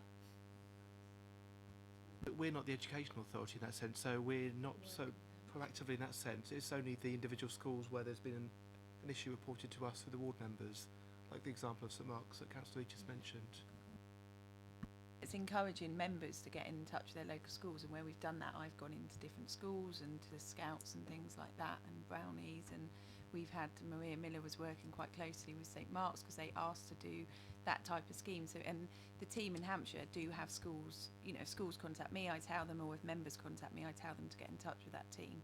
And Sonia here that deals with air pollution has got a good contact down there. So once you can get in touch with the team, they do it. But it's about, you know, they haven't got the resource to contact every single school and do every single school. But if those schools are proactive and willing to work with us, then absolutely we can do that. But private schools do have a far higher carbon impact. Yeah. For befores, and they come further greater distance. Yes, I've just got one other point. So, for instance, another idea I talked about getting the word out through parish councils. You suggested shops. The one idea I did do was when I took all the stuff, the council recycling bags, pencils, etc., and did a brownie event in Kingsclear. Great attendance. They were all really engaged, and that was a good way of getting the message across. Using because you've got many resources that are available to go out. So everyone, I think I also distributed 200 bags, recycled bags around the school, sort of telling everyone what goes in what, etc. So that was a very good way of getting the word out as to recycling and everything. But the other thing I do notice on the A339, which I do daily, the Kingsclear laybys, it's not just cars idling, it's these HGVs. They're all parked in that Kingsclear layby and all night, and I've had residents contacting me, and I know Councillor Rattigan had to go out in the middle of the night one night because they leave their engines idling on all night, and residents are right by the lay-by, so it's not just cars with idling. Yes, but I mean they shouldn't have it on the whole time. Bringing in rural areas a bit, or not just rural areas, but if one does live in a listed building and wants to improve the carbon footprint, it is extremely difficult. You're not allowed double glazing, you're not allowed solar panels, and to get permission for power sockets to have an electric car is a very complicated process. So to improve a carbon footprint in an old property, whether it's in the centre of Basingstoke or out in the sticks, is extremely difficult. So I would say that if that can be helped at all, then that would be brilliant. Anyway, they're just ideas. Thank you for that. We'll take them all on board. On the idling, obviously it's really difficult to police. We've done a big promotion of that, but we are in the new year bringing in FPN, so fixed penalty notices for idling. We're not just going to be, well, it doesn't mean we're going to be able to go out in the middle of the night to lay-bys, but you know, like taxis at the train station and things like that, just to start that behaviour change and to make people realise that actually if you're stood or sat at a traffic light or waiting, then you should be switching that engine off. So there's a So we're bringing in those fixed penalty notices in the new year, and there'll be lots of, you know, I'll be promoting that and bringing it, can give you some information on that and things. Sorry, did you say at traffic lights you're encouraging people to turn their engine off? Okay. Obviously, if you're only sat there for 30 seconds, but if you're in a really, really long traffic jam and you're just sat there, most cars, newer cars now, will automatically switch off, so it's not really an issue. Most, I mean, mine does. It just switches off after 5 seconds. But no, we've done an anti-idling campaign where if you're sat in traffic for long periods of time, then you should be. But like I say, most newer cars will automatically switch off. Councillor Frost. Thank you. A lot of my points have actually been made by various people around here, but I would like to just say that certainly the report is very well structured. Okay, I was very pleased to see it, but I do feel that certainly a lot of the things are kind of, you know, the town centre or things that the borough can do. Okay, what I would also like in maybe, you know, step 5 or 6, okay, is what, you know, the outlying towns can do. Okay, because I think we kind of miss a little bit there. And then finally, the other one that I'd like to bring in is just the encouragement of mass rapid transport. It's something I'm currently been lobbying Councillor Raffel over with the transport strategy, but I didn't see it mentioned in here. Okay, but I think that you know, certainly having mass rapid transport systems is certainly a way of moving people around without the car, and can be extremely low carbon emitters, if not, you know, moving us into the carbon positive area. So you know, it's something that I'm sure, I think the paper generally has got support from everybody around here. Okay, everybody around this table has got lots of ideas which obviously we've been happy to voice from you for you. But it would just be nice on the next one just to see it a bit more expanded out. Okay, thank you. Councillor McCormick. Thank you, Chair. So, yes, Hampshire County Council, schools, they own a lot of them. There are a lot of buildings. If we're doing work on public buildings, some of the schools are appallingly energy inefficient. They've got very large amounts of glass, built in the 60s. Some of them got lots of asbestos as well, and some are very old. So it's a golden opportunity, I think, at this meeting to try and work with Hampshire County Council and try and get some synergy on our public buildings and theirs, and try and see, you know, if they can, we can help them improve the energy efficiency of their schools. And there's obviously a campaign that we can do with the pupils and parents along with that. I think that's too great an opportunity to pass up. Also, in terms of schools and transport, it's the distance that some pupils are travelling to school, and we do need to look at that, because we've got 1,000 secondary school children that are travelling out of Basingstoke at the moment, and we should be lobbying central government as well as Hampshire to try and make sure that every local school is a good school and that children go to their nearest local school, and we don't have the situation where they're being bussed out to places like Perrins because the parents don't rate the local schools. And finally, in terms of congestion and idling and air quality, so that these things are interlinked. The most congested roads, the slowest speed roads, are the ones where we have the air quality problem, and we have had Basingstoke Transition Network making a number of spot measurements. There is kind of like, I do appreciate Councillor Mahaffey's comment about, we built the M25, it got full. We widened it, it got full. Widened it again, got full. So in the past, governments have looked at increasing capacity, then looking at modal shift, and there's not very ideal solutions. So I think we do need to go back to the drawing board, look at this issue in the round, look at things like working from home, flexible working, video conferencing, and then that raises other issues like broadband and fibre to the home, which we should be looking at. If we're going to be having video conferencing, we're going to need that. So there's a massive amount of work here, but I do commend the work that's been done. And one thing that just popped in my head, mentioned earlier, the concrete, the sintering, the huge amounts of heat that goes into that. Most members of the public don't know that.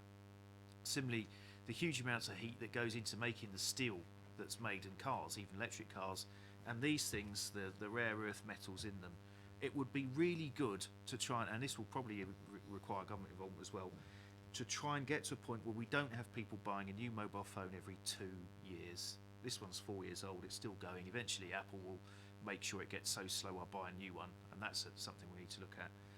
But yeah, the profligate nature of our consumer society and electronic gadgets is definitely something we need to look at as part of this. Thank you. Councillor Vaux. Thank you, Chair. You know, what a rich debate, and what a lot of information being gathered just in this meeting. So goodness knows you must be swamped with ideas and things from all the stakeholder meetings and things you've had, you know, so it must be really very, very interesting working on this.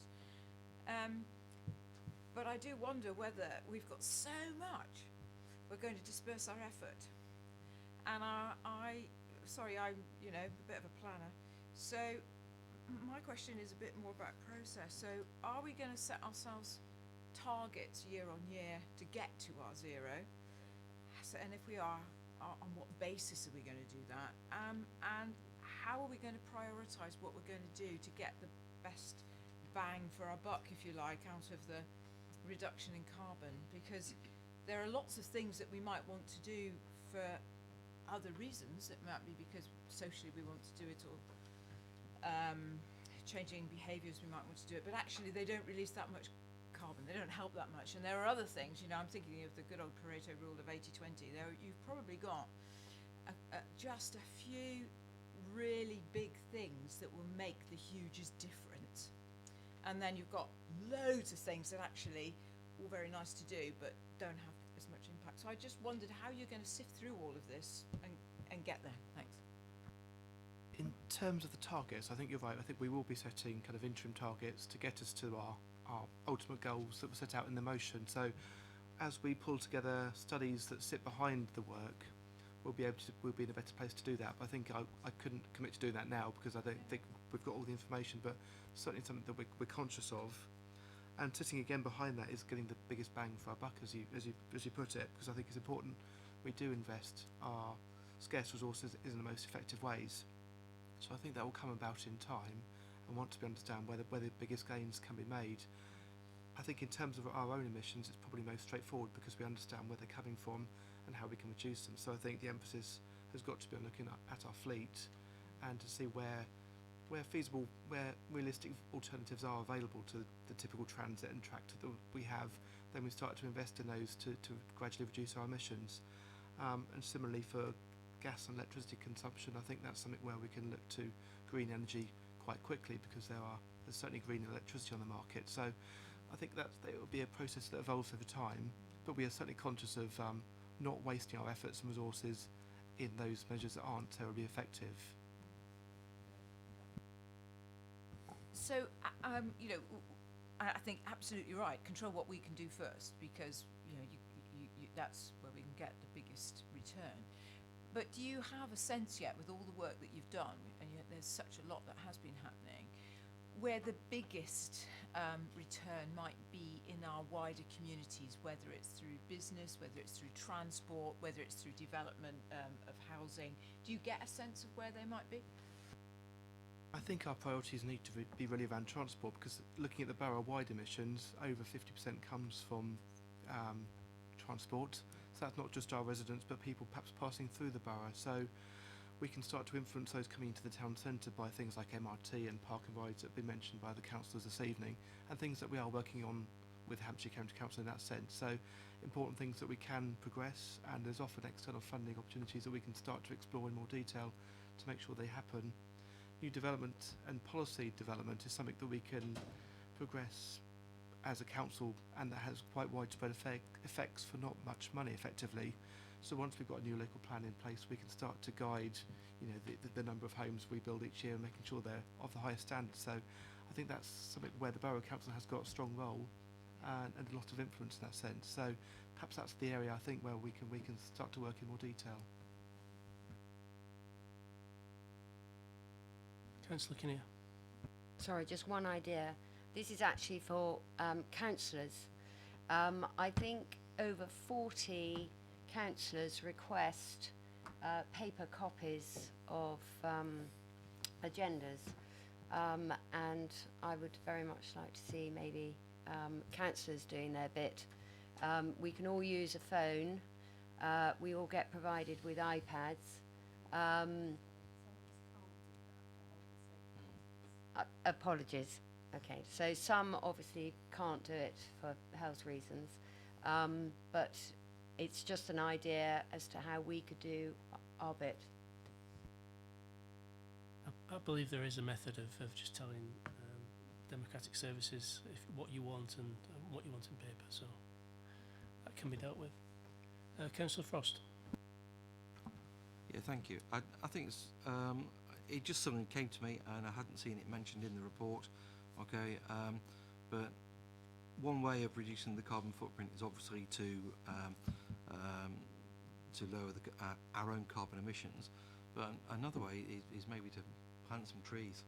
Okay, and I know certainly round where I am, there's been a number of trees that used to be on the popular estates, which have been mature and have either, well, to be fair, a lot of them, quite a number of them have actually been removed, and it would be interesting to have them replanted with slower growing versions, okay, to actually capture the carbon, and to hold it for a good 50 years. You know, I think it's always nice to see green leaves, okay, outside of the house, okay, and I just think it's a shame that you know we have the Many Down Nature Reserve coming up, which will obviously be capturing a lot of carbon, but it would also be nice, you know, to have some of our housing estates, you know, replanted. Thank you. Sorry, can I just add to that as well? Maybe log in where the trees are planted as well, because I saw a report today about Reading Council planted some trees in Palmer Park and cut them down. So they were replanted today. So, sorry, next one. Councillor Mahaffey. Could I just, thank you, Chair, could I just on that issue a very small word of caution about tree planting as a carbon sequestration mechanism. Trees are good, biodiversity, fantastic, not a problem at all. But this is a debate that's been going on in the scientific community for a very long time. You've just raised an example of the transitional nature of it. A lot of organisations, councils say, you know, we're offsetting our carbon by planting trees. It's a temporary measure, number one. Number two, you have to look at the additionality around it. We live in a world with finite resources and a growing population. That means that there is going to be ever increasing demands on food production in years to come. If we are taking potentially agricultural land, I take your point that many down places like that we can throw a few trees in there, but if we rely on trees to go in place of agricultural land, we're taking an agricultural resource out of the global market, and the chances are we will end up with the market is the market, it works, and what we'll find is you'll have the carbon produced elsewhere by trees being cut down to replace that food that is being lost through us doing trees here. Works locally, it looks lovely. On a macro level, a very slight word of caution if we go down that road.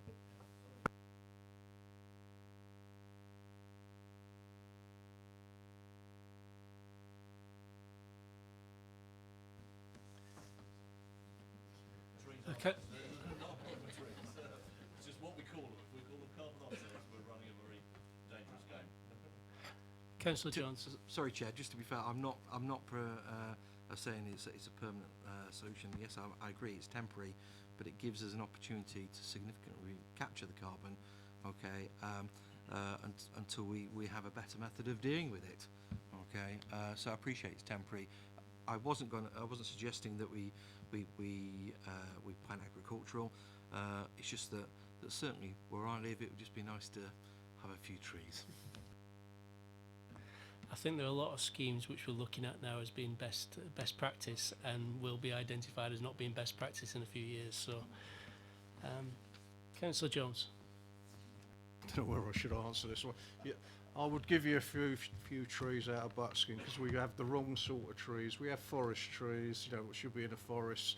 They were cheap when they were bought. They're now grown up. People are suffering because of them. I'd like to see them all chopped down and replaced with proper trees for the estate, not these cheap old things they bought for about 10p back in the 60s. Thank you.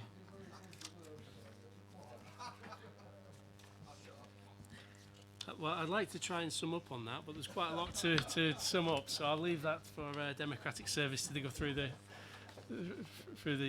video. So, I mean, we have a lot of issues there.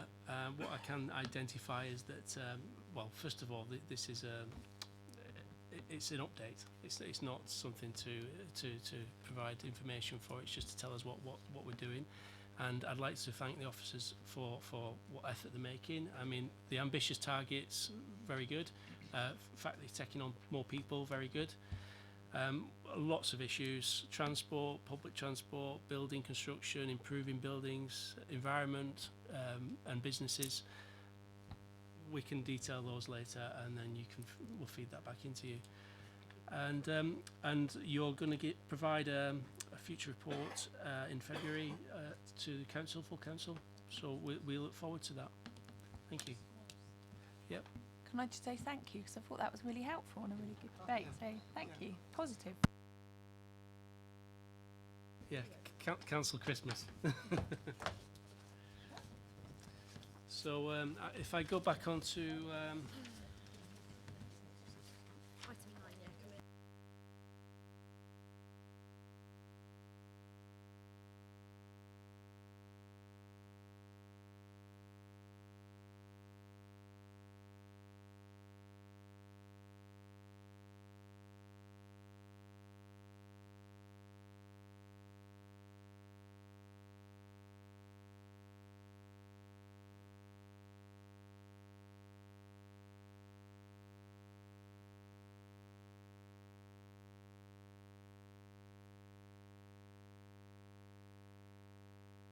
Okay, we've got a suggestion with regards to the work plan for January. Obviously, we've asked for a regular report of the ice rink, but the January meeting is only 3 weeks away with Christmas and New Year in between. So can I put forward that we cancel the update in January and save it for February? March. Okay, can I take a vote on that? So hands up, who would prefer to cancel the January update?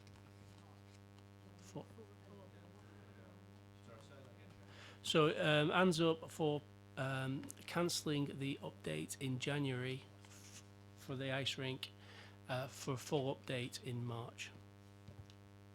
Okay. 1, 2, 3, 4, 5, 6. Sorry, with the proviso, Chair, that maybe we're given, you know, a written update in February. Yeah.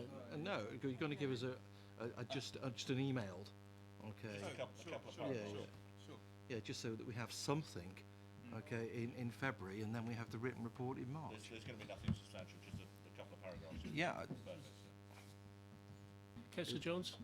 Quite happy with that, but if something major, I was listening to the guy there, if something major happens, could we bring it back, straight back, if you see what I mean?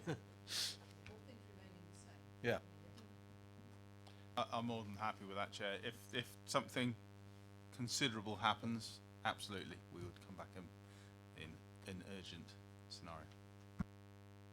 We may need to give an update to the users forum as well. Yeah.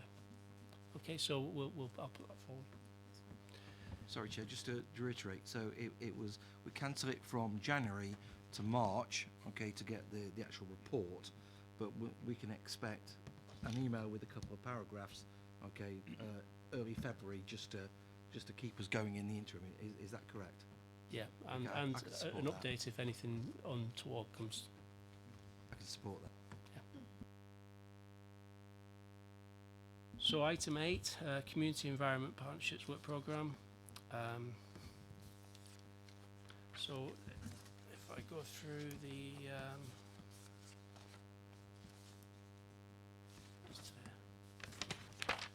so the next meeting we've got, update, so 29th of March. January, sorry. Yeah. So the next meeting we've got 29th of January is an update on the ice rink, which we now have postponed. Care leavers and corporate parenting responsibilities, and B-Love review. Nothing for February. March isn't on there yet. Right. We haven't got February meeting. Okay, so March we're looking forward to an update from the ice rink, and yeah, updates on the ice rink. That's all we've got at the moment.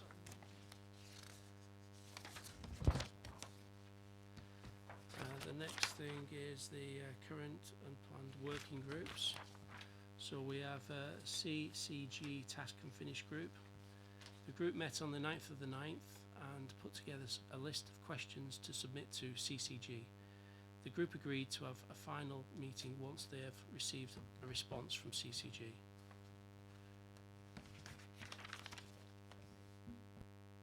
So we have had a response from the CCG, but it wasn't complete.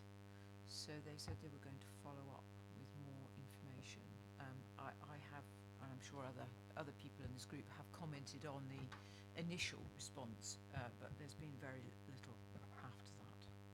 Did you get any dates for? No, so I think we should follow up, and I don't know the right way to go about that, because I think we should be asking for the CCG to tell us when we're going to get the complete, but I'm not sure of the process to do that. Can we ask officers?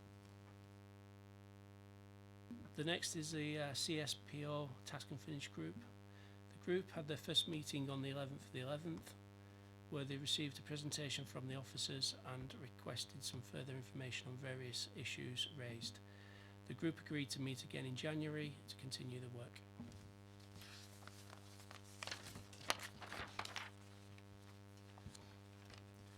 The next was recycling from flats, apartments, scoping group. So the officers are currently working to put together a list of potential dates which will then be circulated to the group.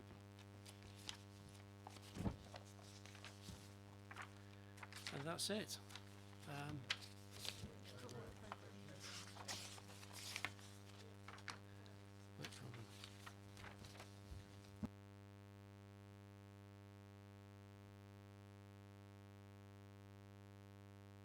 So this is a work programme put forward by Councillor McCormick. As I'm here. Yeah, I was just wondering, does Councillor McCormick want to? I was just going to ask Councillor McCormick if, because it's all part of the climate change, and this is something that's going. So we've got a map which you are a member of, and I believe, aren't you? And this is something we are dealing with it, the map coming up. So I wondered whether you'd be happy to deal with it there, and then it would feed back as part of the overall climate change reports. It would be touched on in the February report, and it would also be dealt with in the update. And it is part of that whole agenda, and it is certainly something that's on the climate on the map. I think that's right, isn't it, Mark? It'd be easier to do, and we've got that set up. It is, you know, we've got officers ready to come to that meeting.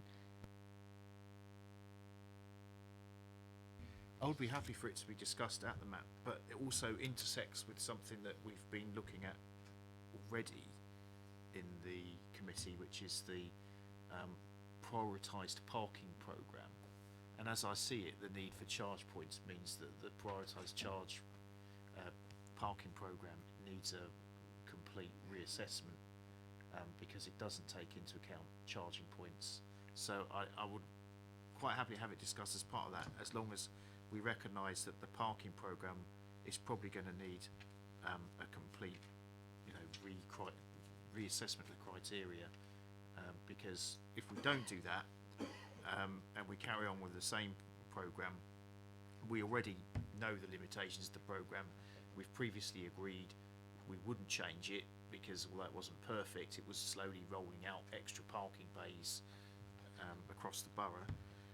But we may have a situation where in 5 years' time we've got 50% cars on our roads needing charge points, and they don't have any in communal parking areas or Victorian terrace streets, whatever, and that's going to impact our ability to address the challenge of climate change and the emergency.